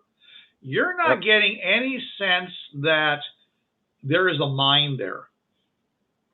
You're not getting any emotions or anything like that coming from this figure sitting on the ground. Oh, okay. It's gun. mindless. I'm gonna have my gun. Can I drive up to it? Anyway. You're 50 feet away from it on the vehicle. You want to hop down instead? Or you want to get, I mean, you can, these things were, I was under the cannon was leading, was my understanding. So you can drive around, the wagon and get up. I'll let the cannon thing lead. That's fine.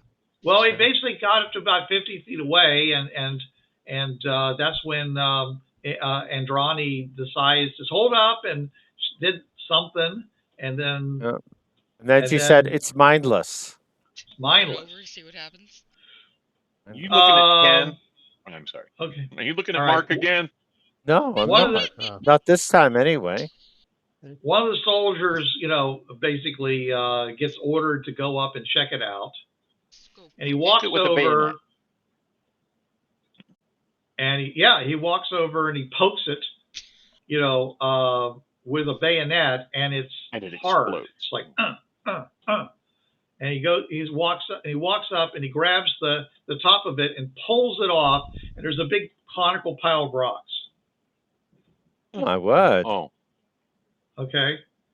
My God, it's full of rocks. And in the rock there is a piece of leather that's rolled up and sticking out. But then it explodes. No. Hope not. It's leather. So he reaches over, he grabs the thing, he opens it up, and he says, "There's writing on it." And at which point they bring it back. They bring it back, and the guy looks at it, and he says, "I can't read this," and none of the guys there can read. And again, he says, "They hand it off to you guys." Which hopefully it doesn't say bye bye. We're gonna hand it off. Magazine clippings. Hand it off to Jason. Well, actually, you're not even there. So, well, yeah, you're on the vehicle, but basically they'll hand it off to someone who's right there on the wagon. As far as I know, who's on the wagon? As far as I know, the only person in the vehicle is you, because nobody else said they were. Nobody else said they were riding with you. Okay, I'll just be in the air conditioning by myself. Those decisions. So it's going to go to Valentina. I'm rolling. You hand it off to Valentina and says, "Hey, can you read this?" I'm going to attempt to, I guess. All right. I will open my car door and you hear, "My exes live in Texas," blaring from the cab. Shut up, Kit. That's country music, right? Right. Anyway, I'm going to attempt to read this thing. Someone says, "Is that human torturing somebody inside that vehicle?" Yes. Yes, he is. They all kind of shake. They're not into torture. Not maybe occupationally, but not personally. Yeah. All right. It's written. It says to the human strangers, to the human wanderers. He says, meet us at the pit of madness. He says, signed the League of Free People. As much as I hate calling him over, hey Kit, come over here. I don't think you're going to get him out of the air-conditioned truck. Not only that, but I'm not sure, considering how loud it's coming out of that, how the speakers are inside I said that I truck. opened the door and got out, and they heard that, and then I closed the door and walked over to figure out what's going on. Okay. All right. So we all Since take a look nobody at was the note. communicating. He just at the pit of madness. So yeah, I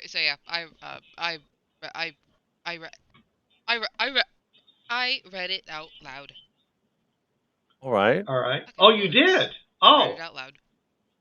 Oh, Nema's there and says, "Oh, you shouldn't do that." He says, it was written in English. You can't trust. No, she read it in their language, in your language, the language you guys know. Yeah, they can't read. Oh, they can't read. Hear. They got ears. Some of them who can read? Of course, people can read. They're back in the town. He's a soldier. What does he need? What does he need reading and writing for? Wow, and I thought I was ignorant. I'm a soldier and I can. Well, there's ignorant, and there's stupid. Which are you? Well, yes. These people went through a lot of trouble to bring this message to us. We should honor their requests and go to the meeting. They have something very important they want to talk to us about. Oh, Nema says you shouldn't do that. You can't trust. Why not? You can't trust these people. They're wild. They're wild men. They're uncivilized. They'll eat you. Really? We could always go with Who's been eaten before? Oh, I guess actually, yeah, technically. As your by machines, but as your nobles have mentioned to us, we have good protection and superior firepower. I think we can handle ourselves. Right, Kit? Well, Nema says, well, it isn't my call, but I mean, you're going to be, it's going to be a one-way trip. I guarantee you that. And then he goes over and he kicks the pile, knocking the rocks off the top. And he says, we've wasted enough time here. He says, let's get going. All right. If you want, by the way, you can go pick up that robe, that cloak or whatever, that outer garment that's laying in the dirt that they pulled off the pile of rocks. Sure, sounds good.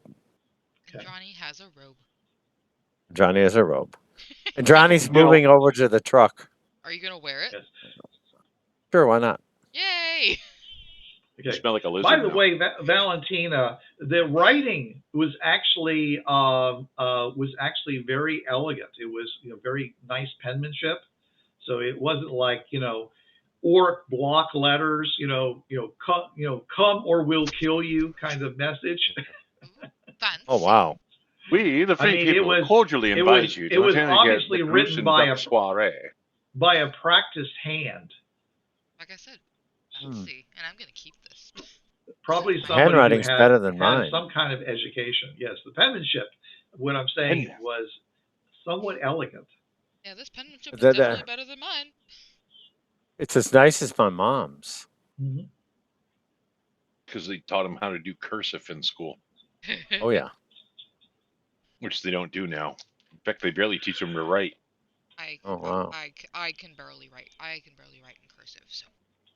Yes, as long as you can type in a my friend's prompt, Chat BBT, you don't need to write anymore.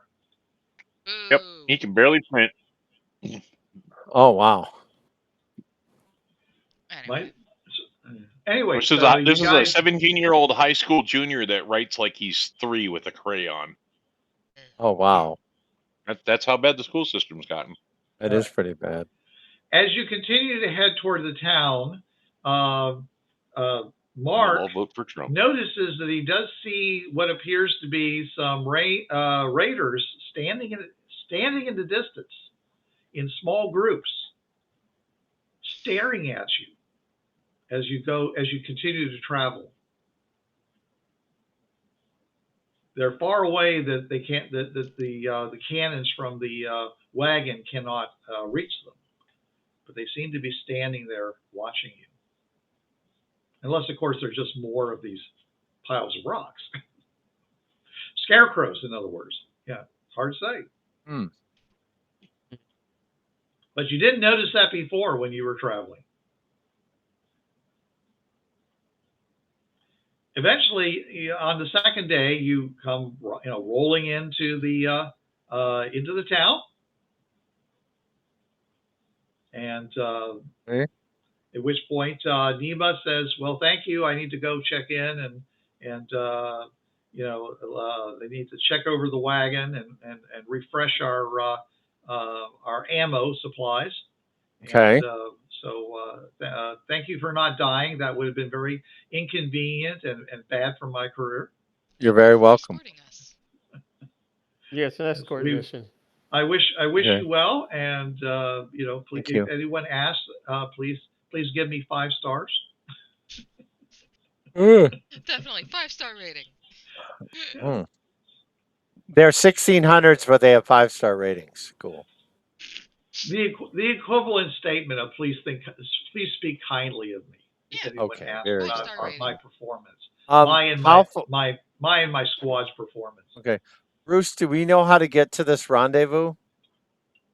It's straight south on the road. There's a road that goes straight from the town down to the pit of madness, except for the one section that you have to go around that has a current bunch of grinders living in it. Okay. Now, you can ask people about that or not. But I'm just saying, right, the last time you were going in that direction, it's also the same direction toward the portal, by the way. All right. You're a little bit off to the west of that road, which is where the portal was. So in order to get down to it, you're going to have to pass by where you turn west to go to the portal. Well, I vote we leave in the morning and drive there. Okay, that sounds like a good night's sleep is always helpful. Yeah, you make sure you gas up your truck. Oh yeah, that's always. Yeah, I'm going to take fuel cans and fuel that up. I'm just saying, you're working your way through your your gas supplies. Yep. A 2-day drive is still a long, even at a slow rate, it's still a long drive for a truck. Yeah, I will put what fuel cans I have into the truck. Okay. Yeah. I was going to get range for that too. Now, thank you for reminding me that I was going to put a range and all that stuff. Let's make sure we have enough gas left to get back to the portal. Yeah. I mean, if anything, we could detour to the portal and get more gas. And get more gas. That's true. It carries 95 gallons of diesel fuel. Okay. With the average of 9 to 12 miles per gallon with the range of up to 1,000 miles. Yeah.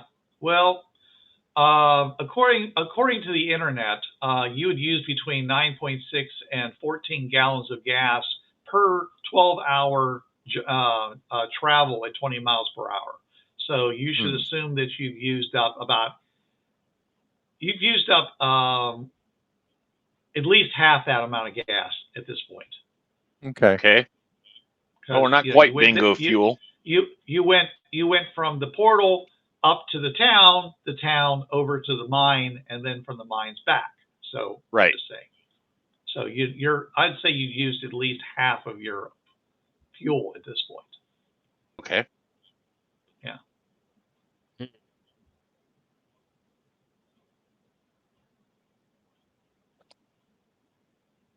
Fair enough.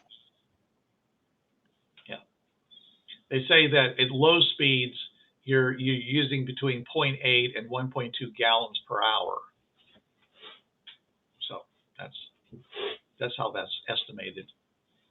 Okay. Anyways, so you can go back to the the palace and go to your rooms there. or you can try to get other accommodations in the city if you'd like to do that instead. No, rooms in the palace sound good.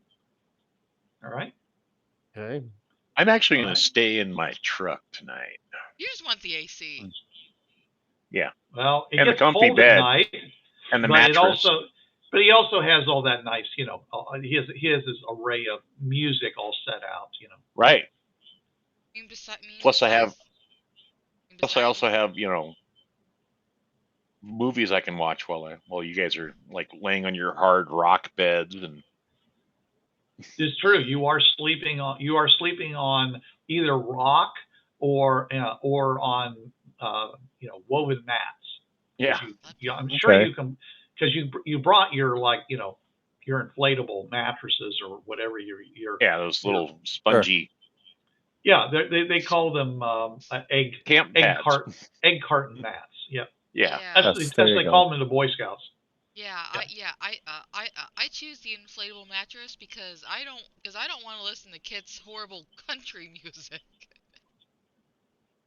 No offense. Mm-hmm. Oh no, you'd rather listen to that. I'd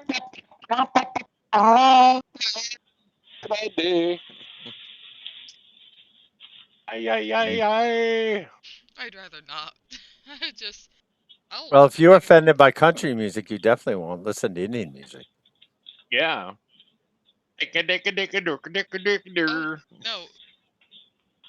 no.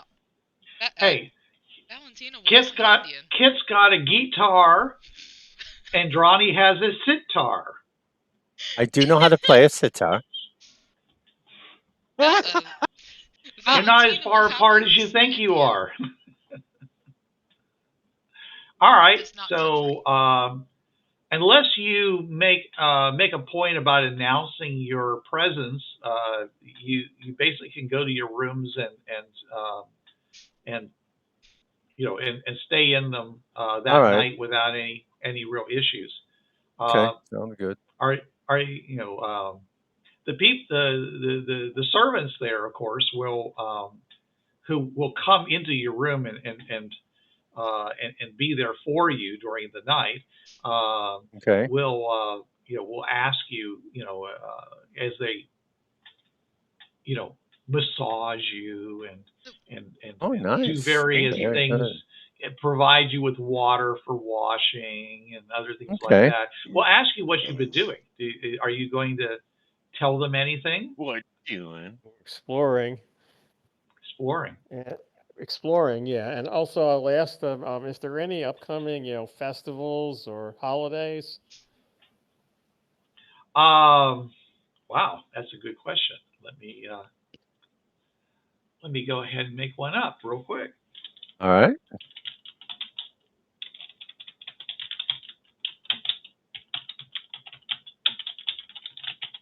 You may not know this, but there's actually a random festival generator on the and it's so appropriate. Oh my gosh. It's the Festival of the Gleaming Scales. I can't believe it. Yes. All right. Yay. All right. Okay. Let me go ahead and let's see here. The Festival of the Gleaming Scales is a grand event which is held in the City of Light, and it celebrates the ancient appearance of a silver-scaled leviathan. There is a procession of basically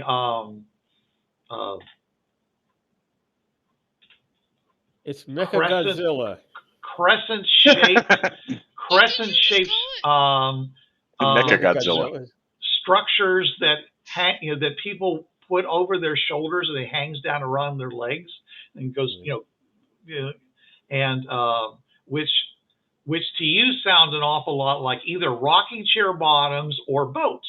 Okay, but they don't know what those are, other than the fact is that the that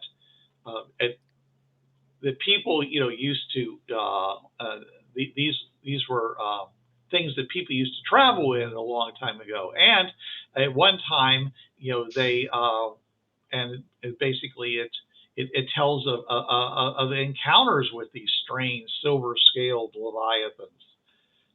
There's craft stalls that encourage visitors and locals to make their own scaled inspired art. There Visitors? is They have visitors? Hypothetical visitors. well, if there were any visitors. Okay. Yeah, Okay. hypothetical. Sure. Yeah. And supposedly in the ancient days, they did have visitors. Okay. This is actually a thing that's passed down from the olden times.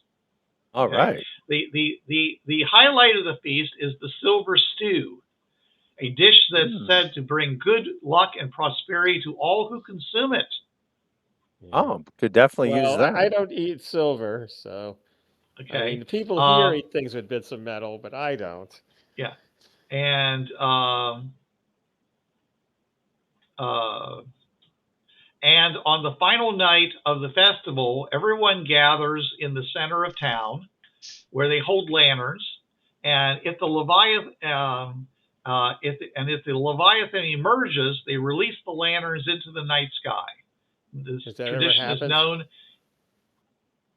Again, be nice. In olden days, is known as the brightening. It's said to represent the light that the Leviathan brings into their lives, blessing them with its wisdom and grace. So, all right. And but they still, and some people will do it. And when the Leviathan doesn't appear, they release the lights to try to show the way to their town, so that the Leviathan, who must be far away, can rejoin them, lost in the wilderness, perhaps. So, so making lanterns, by the way, is a fun, crafty thing that you get to do as part of the festival. Wonderful. Okay. That festival is in 20 days. Oh, okay.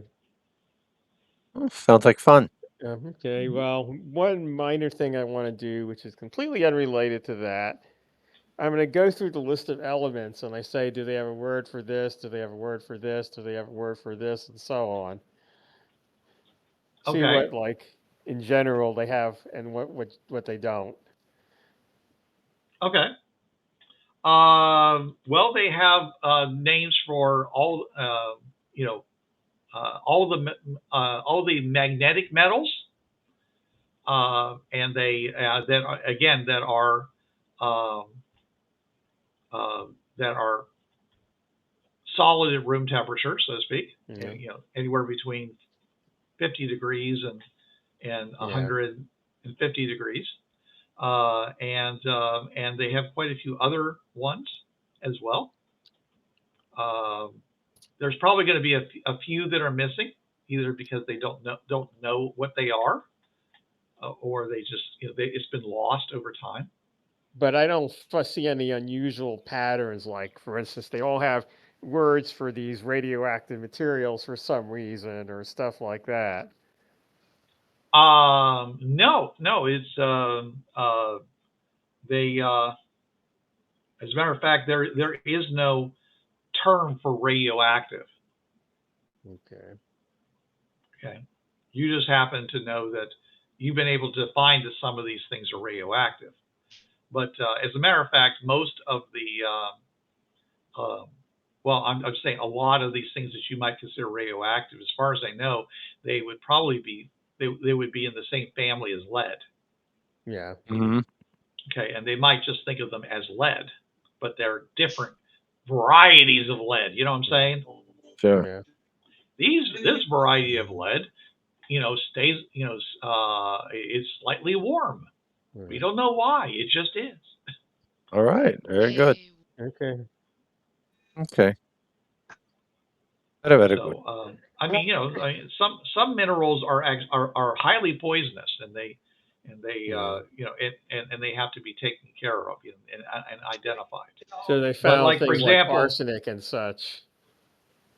yeah, there might be some like that. Okay, all I'm saying is that they have definitely made an effort, to identify all the different elements that are in the mine, but they don't They necessarily don't have scientific understand knowledge. why. Okay. Well, they don't understand. I mean, some of them are more heavy than others. They don't have the same weight.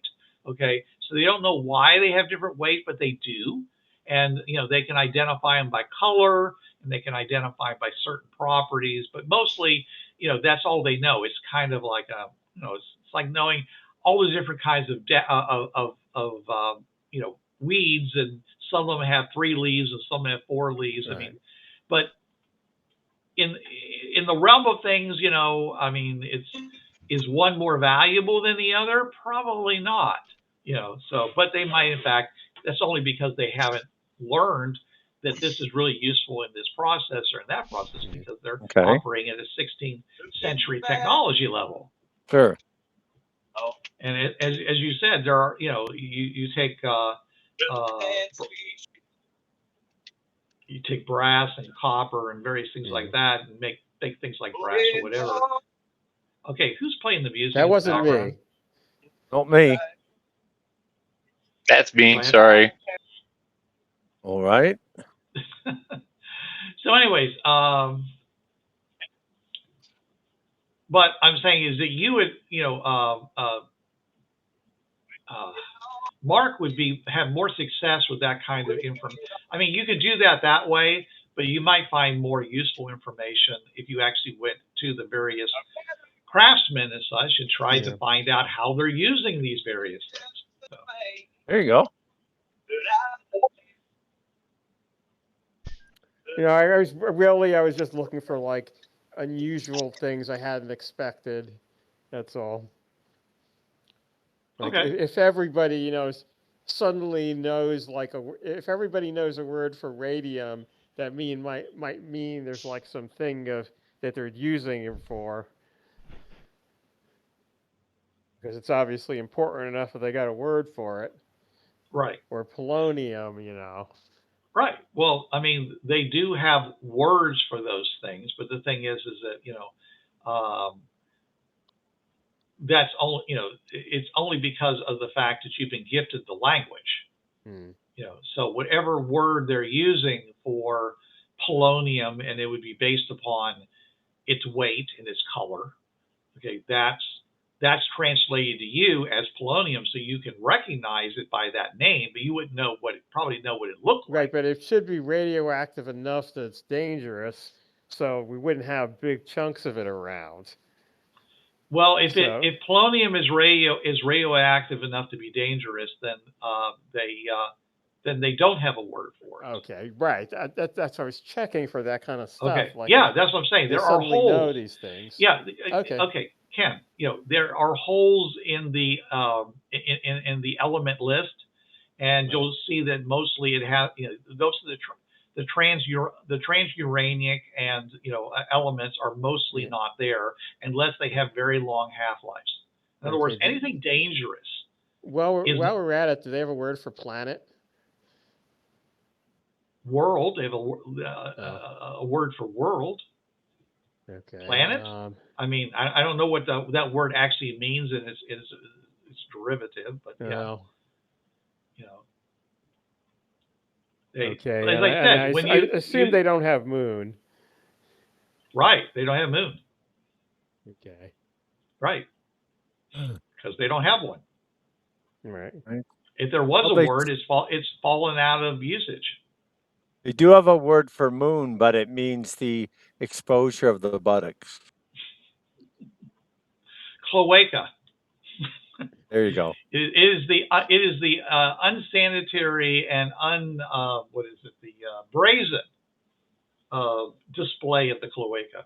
Well, the humans are slaves, and the humans don't have cloacas, so maybe they have a word for it. Anyways, you're overthinking it. Yes, the humans have a word for mooning, and it has to do with dropping their pants. And it's you know, and most races have don't like seeing people excrete. Yeah. Okay, so therefore, yeah, but like we don't have a word for cows pooping. So, anyways. No. All right. Okay. So if you have no other questions for the slaves, the night passes more or less uneventfully, and you wake up the next morning with the servants coming in and bringing fresh food for you to eat. Yeah. Okay. Oh, and this won't hopefully take too long, but I'll do the same thing with elements they did with like common fruits and vegetables.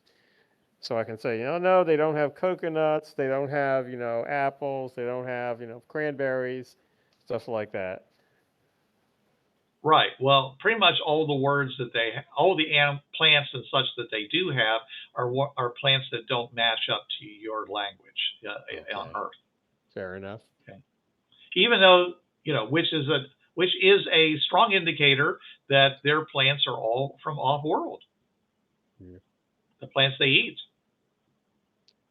Yep, there you go. I did see Venus in the right place, so I think should be of interest to you that these people are eating food that's not native to the planet. Right. So it's still the Earth, even if they came from somewhere else. As far as you know. Yep. Yes. Makes sense. Yeah, the planet did seem in the area. The light in the sky did seem in the right area. Yeah. So, all right. So it's even the sun being the right size would tend to indicate being and Earth. The sun does appear to be the size of a dime. Yes. But of course, if the planet was any closer to the sun than it is, you guys would all be, there wouldn't be any life on this planet. Yeah. Goldilocks zone is a very narrow band. Isn't there like some world in the fringe past which had a really bright sun? There's lots of them that have really bright suns. I remember seeing one somewhere which said this is sort of like Earth, but the sun is really, really bright. Yeah, it's on the same platform you're on right now. Oh. It's an alternate. It's you go there, and if you're not careful, you all get struck blind because of the high amount of ultraviolet radiation, and of course your skin gets like super burned. Yeah, it's right there. It's one of the alternates on Earth's alternate platform. I don't know about you, but I choose life. I choose. Well, the original explorers who went there, they didn't not every they didn't. They thought everything was fine. It's really bright here. We'll just wear sunglasses. And they got out of their suits because they could breathe the air. Everything seemed fine. And then all of a sudden they got really bad sunburns. And some people said, "Oh, it's just bright. I just need to put on these colored sunglasses, and they didn't have like the super ultraviolet radiation reduction, and they ended up with basically the equivalent of snow blindness. So so that place is like you can go there. Anyway, my sciencey stuff is over. So. But what's more important is that within hours of going onto the planet, everyone there is struck with blinding headaches. In other words, they all get what is that headache that's really bad? Migraine. Everyone was struck with really terrible migraine headaches, and only after fleeing the planet onto the fringe pass did they subside. So they still don't know whether it was because of the light or something else, but that particular world has not been that alternate has not been much explored as a result. Doesn't seem to like humans very much, though there was no indication that the animals and plants on that world were in any way affected by it.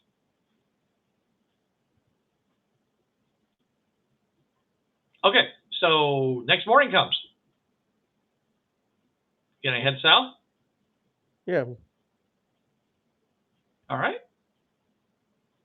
All right, so you start heading south. All Is right. there before we go south? Is there anybody in the city who who knows how close we can get to that still be safe? Okay, so who are you gonna ask? Well, we have our handlers, and so. Are you talking about the slaves? Or are you talking about the military?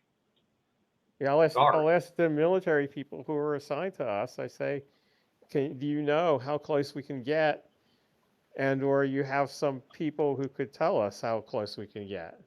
Oh well, there are some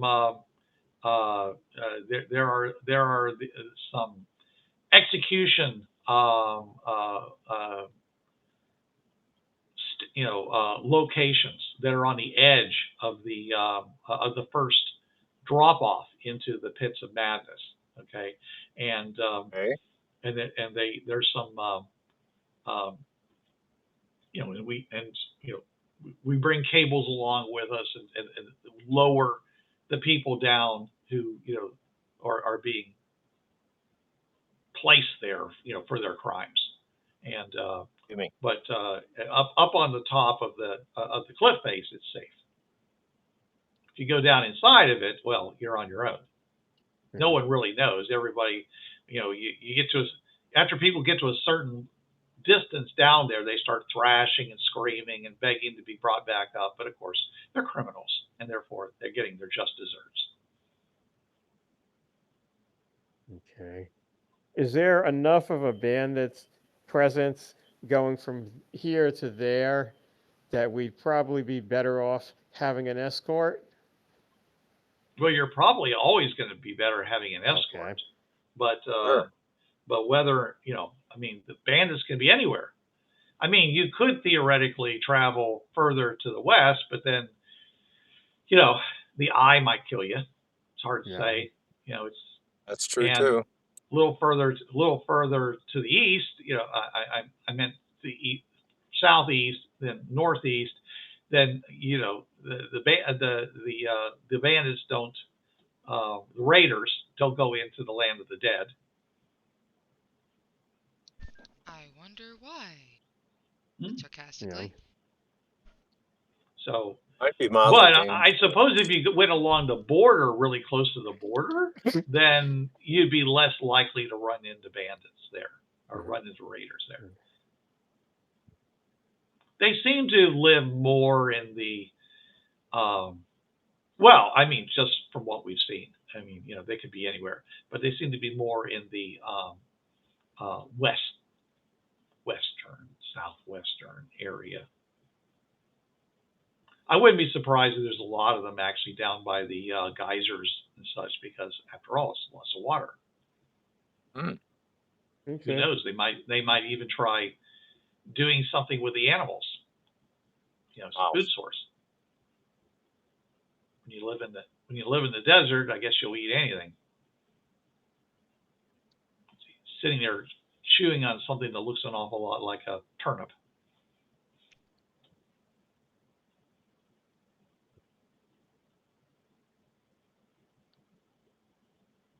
Okay. And then he reaches into a pocket and he pulls out a lizard, goes, swallows that down. Yum. What kind of lizard? You see the tail flicker around a couple of times and then pop down. Yeah. What kind of lizard was it? What kind of lizard? Yep. Very pretty. It actually had like some purple and orange markings on it. Ah, poisonous lizard. Gotcha. Well, spicy. Spicy. Okay. They're not humans. I know. Definitely not. That's what I said. Wait, spicy to us.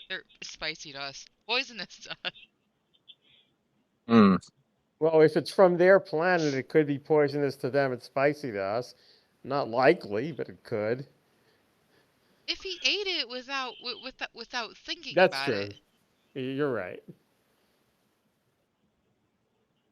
I'm sorry. Is it a full moon? No, I wasn't thinking about it. So. All right. So, are you going to ask for an escort? Yes. Okay. Yes.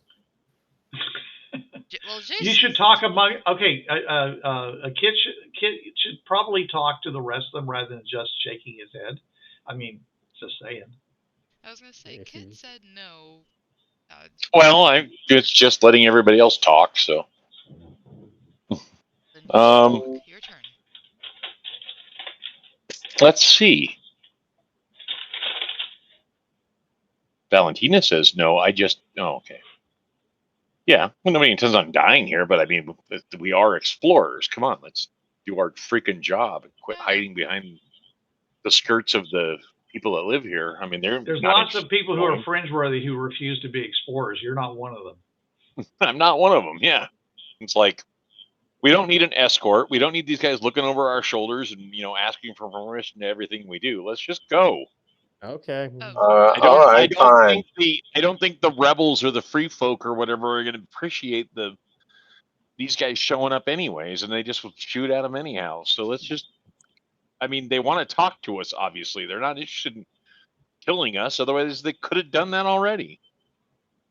An excellent point. I actually was saying no to the escort. Okay. Alrighty.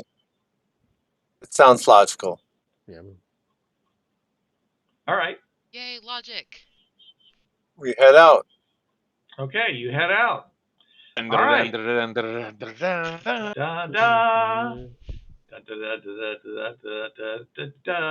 Okay, so you guys head south. All right, and it's a little over a day journey. It's actually only a day journey to the portal. It's just a little bit further than that, about half a day's journey from that location down. So, are you going to just go straight down the road to the pit of bandits? He said if you go near the border, there's fewer bandits. If you go further east, where the border between the border of the land of the dead and below that where the eye watches over the ruins, there's less bandits for obvious reasons. I don't know. All right. No, we'll go on the road, but gotta keep watch for traps. Okay. Well, the advantage of going on the road is that it is a road. It's been kept up. All right, and the ride is okay. And you'll find out. Okay. So, anyways, so you travel down until you get to the spot where the grinders have basically just chopped up the road and they are living in that area. All right. Is there anything you want to do about that? I don't know. Can we go around it? Yeah, one would think so. Well, what happened the last time you did this? Yeah. They attacked. What happened? No, seriously, what happened the last time you ran into this? Do you guys not remember? No. Okay. You turned to the west and you traveled along and you got jumped by raiders who were using this animal hazard to divert you in that direction, and they jumped out of their holes in the ground and they attacked you. Okay. But after you defeated them, you were able to get past where they were they were living, the animals, and then continue around and then continue further south. Okay. Is that what you want to do? Well, we can't go through them, so. Yeah, we'll have to go around. It's like driving through a snake pit. You can do it. Under it, can't go over it. Oh no, we've got to go through it. I just need you to tell me what you guys are doing. I would say go around it. Maybe send a drone up a bit. I'm going through it. For raiders. Going through it. Okay. You're going through it. Okay, you go through it. I don't let them decide. I drive through it. And, all right. avoid the things and throw okay. Some sonic grenades to scare them out of our path. Yes, we can. You have sonic grenades. Go right ahead. We've got Flashbangs.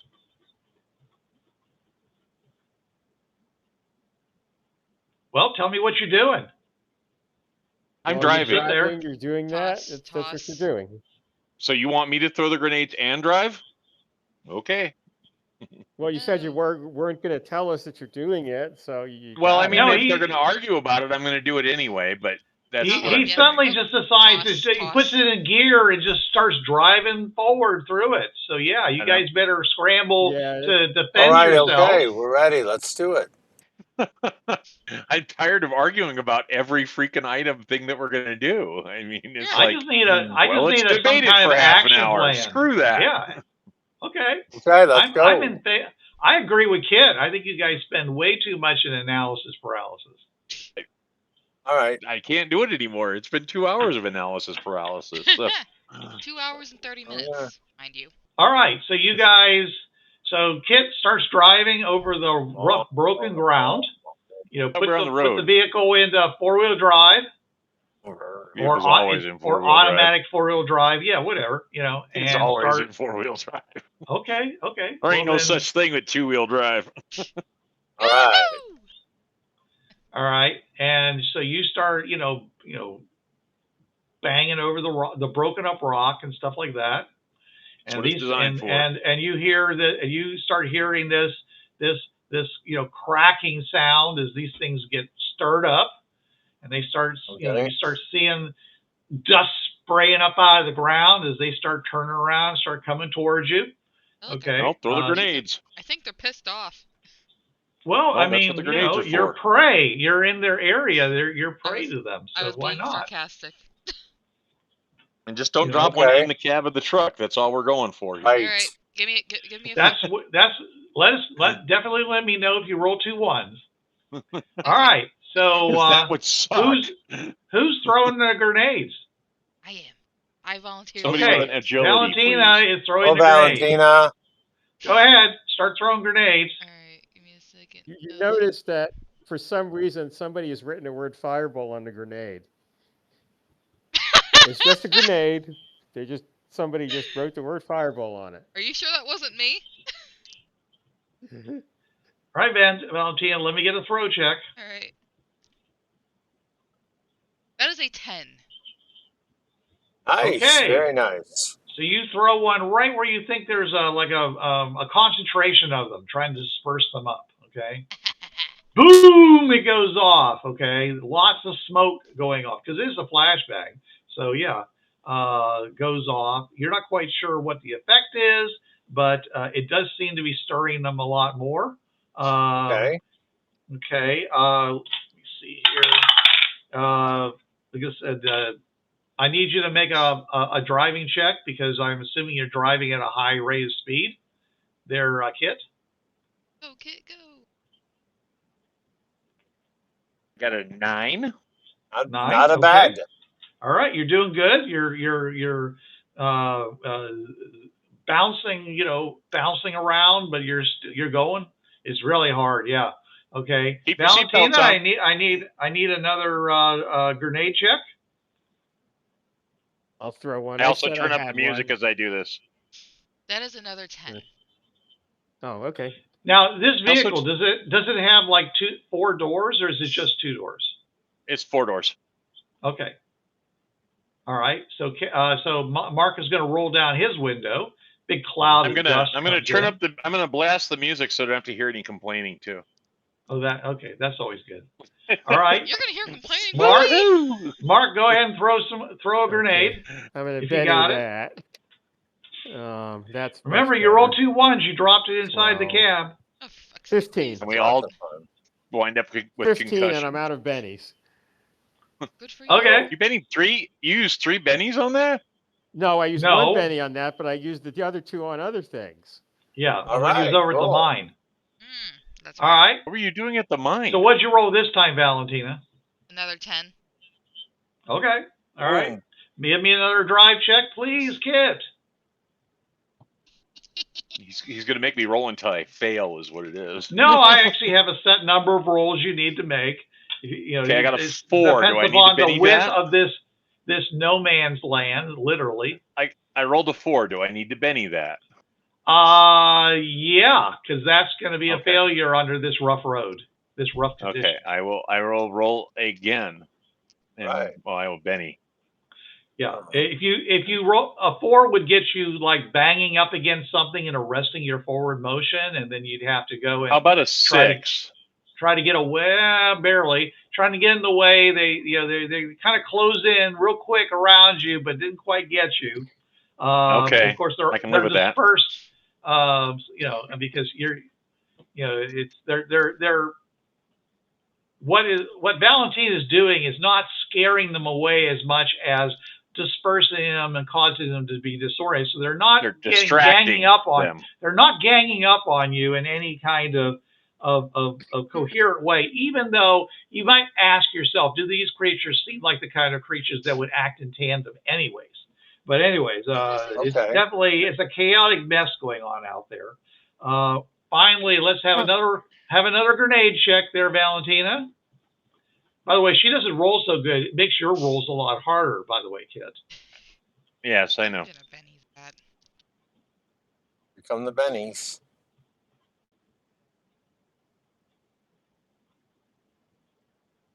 $17. Nice. Of course, it's a 17. Okay. Kit, make a roll, and this time it's just a straight roll because apparently Valentina has dispersed miraculously so hit one with a grenade. Yeah. I rolled a 9. 9. Okay, so 9. you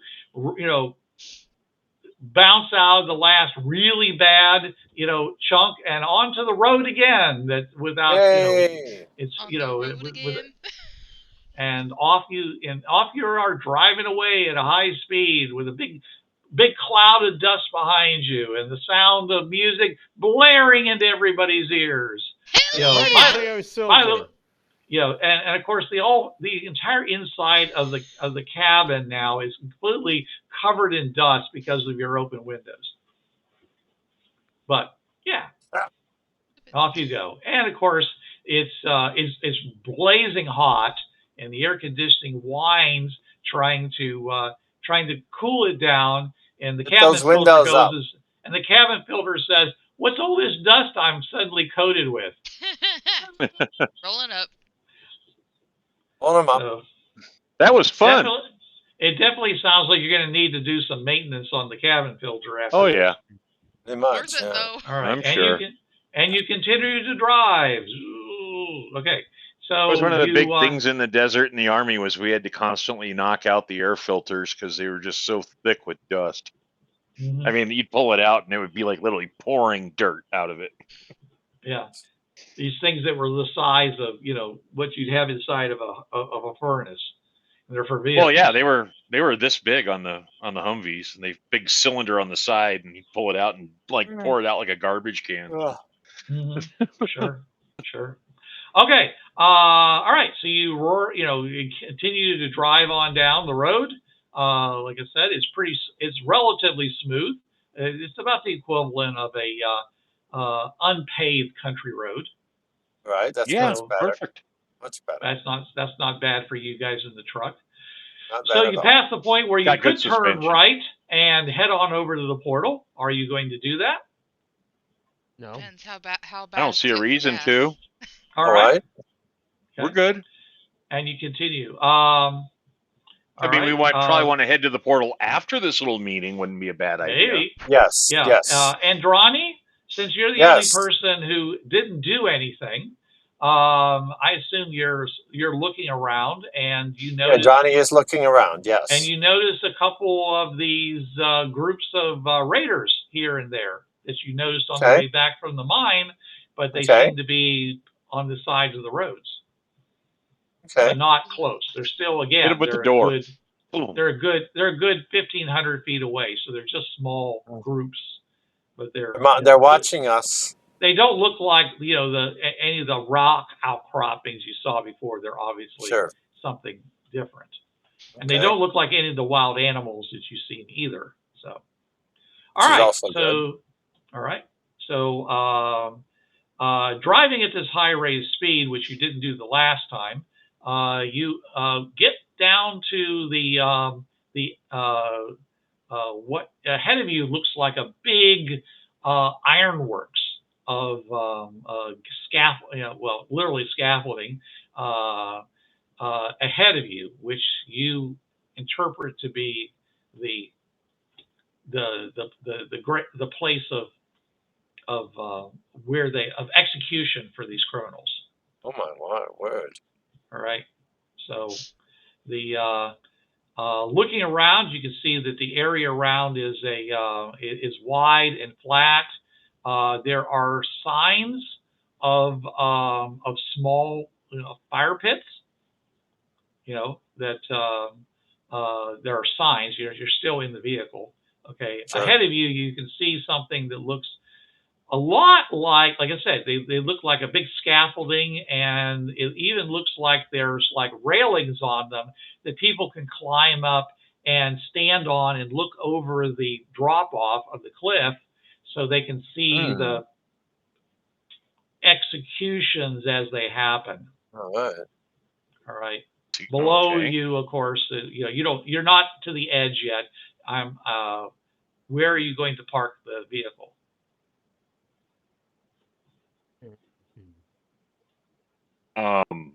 Do I see somewhere that it would be suitable? I guess. Well, I'm just saying is that it's you can. I mean, there's only one vehicle here, and you're in it. Okay, so you can you can park as close to the edge as you want. I mean, it's obviously it's built up. Oh, I mean, I'll be back a little ways away from it, I suppose. 50 feet or so? Like 100 feet or 100 feet? 200 feet. I mean, you want to be within a safe distance of right of any type of collapse or anything. All right. Well, there's indicate. I mean, this is obviously a structure that is been put together. You can see rivets and things like that, and it's probably been embedded into the ground in some way, and it looks like rocks have been piled on top of any substructure to keep things from tipping over and stuff like that. Because there are storms. I'll just stop and look around. But you see signs, like I say, you see signs. It looks like there's there are cages that are hanging, from struts. And this is where the people of this City of Light put people, not the Raiders. Yes. People. Okay. Well, who knows what the Raiders do? But I mean, maybe the Raiders use it pretty barbaric for the people from. This seems rather barbaric for the people from the City of Light. Oh, for sure. Well, you'd have to talk to them about it. I mean, these are people that are being sent for execution for high crimes, after all. Fair enough, but they haven't explained what those high crimes are. Drawing a mustache on the Queen. Yeah, it could be drawing. It could be drawing a caricature of the royals. No, I like drawing a mustache on the Queen. Well, if you can get close enough to the Queen to draw the mustache on, that would be a good feat. Yeah, that'd be a feat on its own. Someone has desecrated the royal portraits. All right. So you stop the vehicle. The sun is beginning to go down. Are you going to set up camp? Do anything? No one is here right now. I've seen them watching us, but they're fairly far away. Yes, like 1,000 to 1,500 feet. If we set up camp, they might approach us. I mean, they're going to be more than 1,000 feet away if we can't see them. We saw glimpses of them. What? While you were driving, I looked out the windows and saw them. But they were fairly far away. So they've been fairly far away the entire time we were driving? Well, once we got through the grinders, yeah. So there's miles and miles of them? Bruce? Well, they're not a shoulder to shoulder line. It's like every so often you see a group of them. So yes, Indrani is correct. Well, I mean, I guess you guys can set up a tent or whatever you want to do. All right, I'll break out my tent. or start a big bonfire. Well, I don't know what we'd burn since it's dirt, but Yeah, burn dirt. If we Yeah, start a sure. bonfire, we're not going to sacrifice anything, are we? we don't have any wood, dear. You want to I was gonna sacrifice say, something? I mean, you could use fuel oil to start a bonfire, but you're It's taking not really away a from the. bonfire. You're not. Sacrifice. I mean, if you really put your backs into it, you might be able to find enough plants, scrape enough lichen off of rocks that you might actually be able to burn some That stuff. seems rather boring and stupid. So You could waste sacrifice. of time. You could sacrifice Kit's iPod, then we wouldn't have to listen to his music anymore. Just sacrifice all of his Yeah, CDs. we could sacrifice Indrani too. She could always walk back to the portal. Oh yeah, No, we're just gonna that's sacrifice all true your too. CDs. That's what we're gonna do. I'll have to grab Strap her to the roof, maybe. I'll grab the emergency bicycle. Yeah. Not the bicycle. Well, I'll leave you the bicycle. Thanks. Hey, that's very very noble of you. Anyway, I'll get out my tent and start setting it up. Okay. All right. You're out there. Press the button. They start plates the tent up. All right. Very good. All right. Cool. All right. Yep. Who wants first watch? I will place a perimeter fence. Okay. Those little really? posts with the wires. Okay. Just stick out posts and then run a wire around the side. And what is the diameter of your perimeter fence? The diameter would be. Because a fence on one side is kind of pointless. Well, you said there's a pit to the other side, right? If you are close enough that you only need to put it, you're on the edge of the pit. You said you were 150 feet back, so. Yeah. Okay. So the diameter is 50 feet. 50 feet. 50 feet. Okay. That's pretty small. Okay. Yeah. Because your truck is like 30. Enough room for your truck is like 30 feet long. Okay. Yeah. All right. With the cab over and everything and the engine. There you go. So I'm just saying is that it's pretty close. It basically it surrounds the wagon, your truck. It surrounds Indrani's tent and whatever else you guys set up. It's a very close enclosure is what I'm saying. Yeah. Okay. It's not 50 feet in diameter, not in radius, so it's pretty small. Let's see. The truck it's smaller than my house, the floor plan of my house. Okay. Okay. Oh yeah. How cold does it get here at night, Bruce? Anywhere between usually at this time of year, you've been experiencing about 40 to 50 degrees. Okay. Yeah. All right. Well, it gets quite cold. I guess you'll be good. Won't have to. But it gets it gets warm. Gets warm pretty rapidly and up to 120 in the daytime. Oh yeah, that's nice. Even hot even for me. Yeah, so a nice 80 degree. It's Sahara desert weather. Pretty much. A nice 80 degree shift during the day, which is really good. A lovely day. Yeah. Okay. All right. Yeah. That's a standard Saharan type desert weather because it gets damn cold at night. Well, at least I won't have to wear my environmental suit at night because there's air here and stuff. So. And sleeping bag. I mean, sleeping bag. So yeah, no problem. Yeah, Indrani. Most people wear their environmental suit for its ballistic protection more than the air protection. Oh, that's true. But you don't have to if you have separate.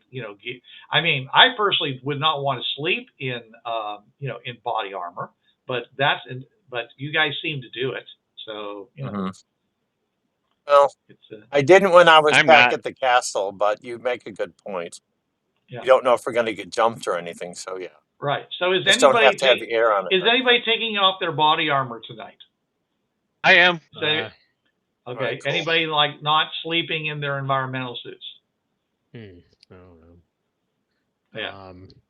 We usually don't, right? Or I didn't at the castle last night. Hey, Ken. You play your own character, all right?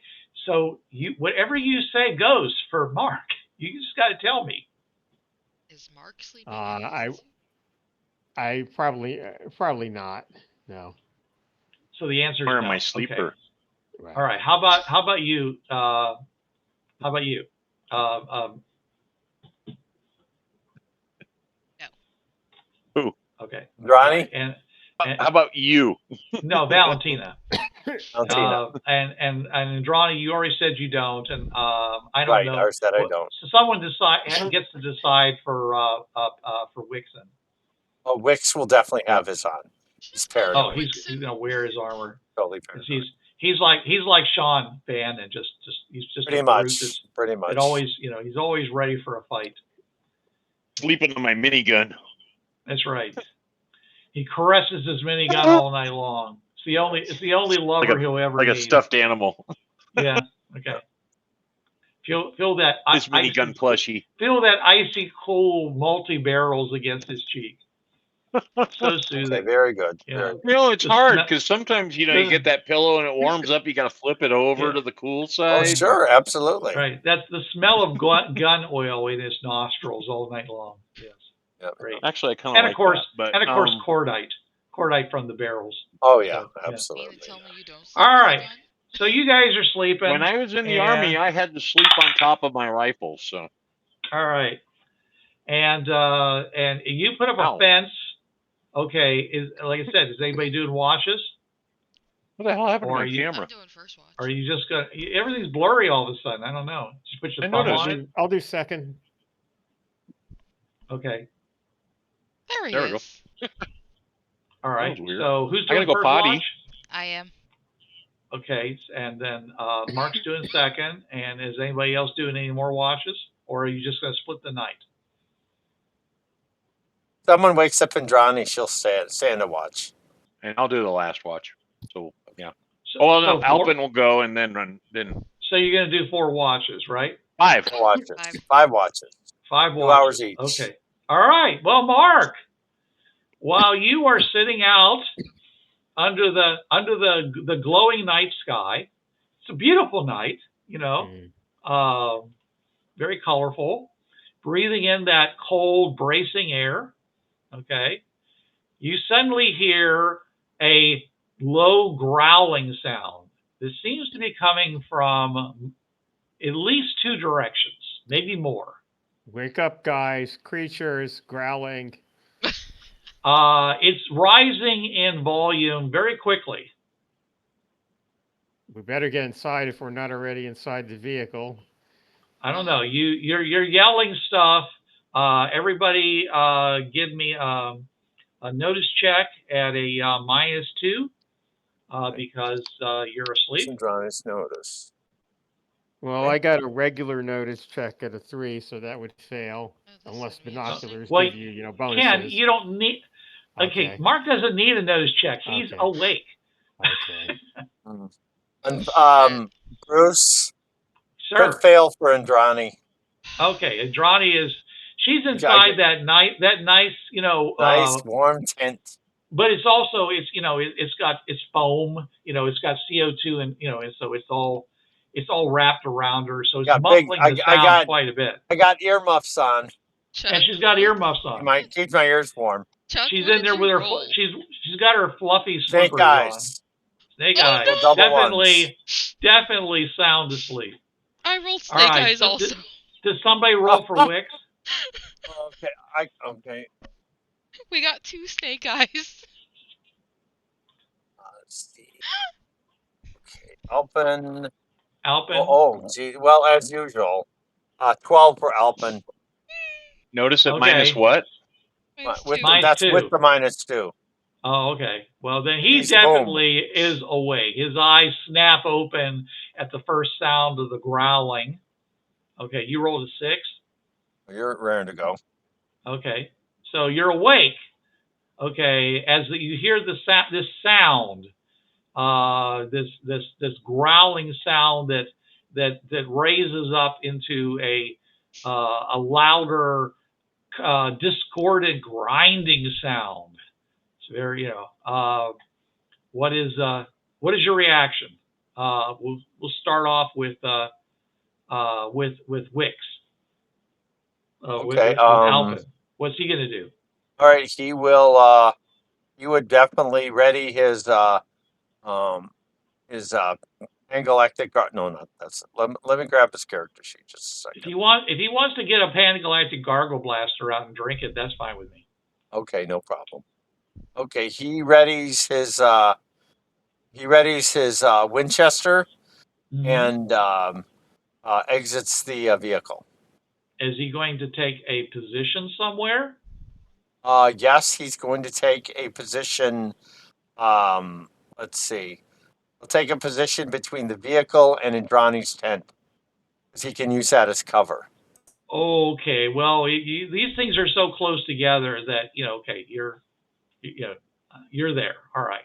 Okay. Okay, so that's where he is. Okay. All right. So that's Alpin. How about you, Mark? Since you're awake. Since I still don't see exactly what it is, I'm going to try to see what it is. Okay, and you're doing this how? Using binoculars. Using. Okay. Nighttime. And if we have, well, we should have night vision goggles too, right?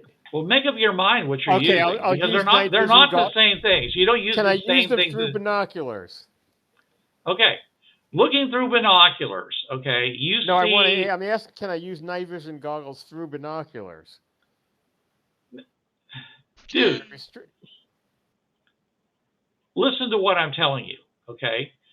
Looking through your through your night vision binoculars, okay, you see what appears to be a wall of smoke and obscurement coming at you from two different directions, to the right and to the left. There's walls of smoke coming on it. I bet it's bandits. Or it could be herds. And I'm assuming you're yelling this because it's quite loud right now. Okay. Moving over to Valentina. Maybe Valentina, bandits, what are you doing? Maybe herds. I got snake eyes. It definitely could be herds. Okay, another snake eyes. Valentina is Where are you snoozing? In a tent. Just for. Okay, so you're in another tent. By the way, Mark, where are you exactly? You were sitting outside somewhere, but where are you now? I was thinking I was just sitting like right outside the vehicle. So you're just like sitting on the hood of the vehicle or something, right? Yeah, next to it. Next to it. Okay, just looking around. Okay, all right. Yeah. All right, maybe let's move walking up. around every so right. often. Okay, let's move up to Kit. Kit, what are you doing and where are you? Well, I hear the stampede, right? Or the sounds and the calls and all that. And that's what woke you up. I'm gonna grab my rifle and my pistol belt and start climbing that tower. Thank God somebody is actually trying to get to a superior position that's not right there with the most obvious target. Good job. If it wasn't so late, I'd give you a Benny for that. All right, so you basically sprint. Hey, I'll take the Benny. You do take the Benny, because we're going to stop. You leap over the fence, because it's not very high, and and sprint over the 150 feet over to the all the metal framework and stuff like that, and climb up some distance and take a position as you see these, like I said, this stuff coming in, and from there, because it is a twilight situation, the closer they get, the easier it is to actually see what's there. Okay, and you see that there seems to be stuff inside the smoke. Okay, it's not animals, but you can see these big, huge gouts of smoke and dirt and rocks being thrown up into the air, and the sound that by now should be pretty obvious is the sound of grinders. Okay, and I thought you said they weren't animals. It's not like a big herd of animals like buffalo or the animals you saw that were over at the geysers, is what I'm trying to say. All right. And they come up and you hear you hear these shouts, and you hear this clanging sound, almost like bells ringing.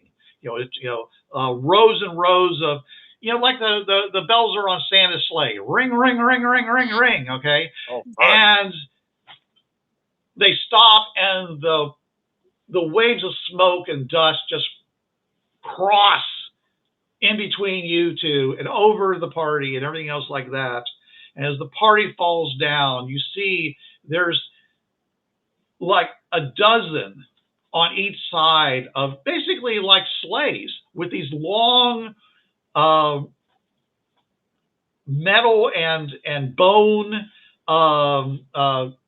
traces, okay, that appear to be attached in some way to with cutouts in the middle with the spinning grinders in the center of it. They basically have domesticated grinders pulling these big sleighs that are made out of metal and bone and leather from various animals.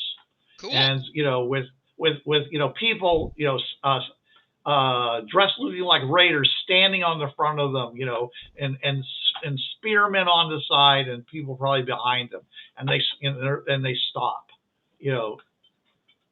and you look at them, and they look at you, and that's where we're going to stop. Oh, yay! It's a very impressive appearance of them. Definitely. What a cliffhanger! Yes. A really good cliffhanger. Dun. Yes. Imagine the horsemen of Rohan when they come across the party in Lord of the Rings. There you go. They start circling around them and stuff like that. So they don't circle. Well, actually, they could circle around you, but they're not going to do that. You're just coming from opposite sides, and they just. Bug herders of the Rittermark. What's the news? Yes. What's the news? And all right. With that, we'll so you have guys next can all. Time on Fringeworthy.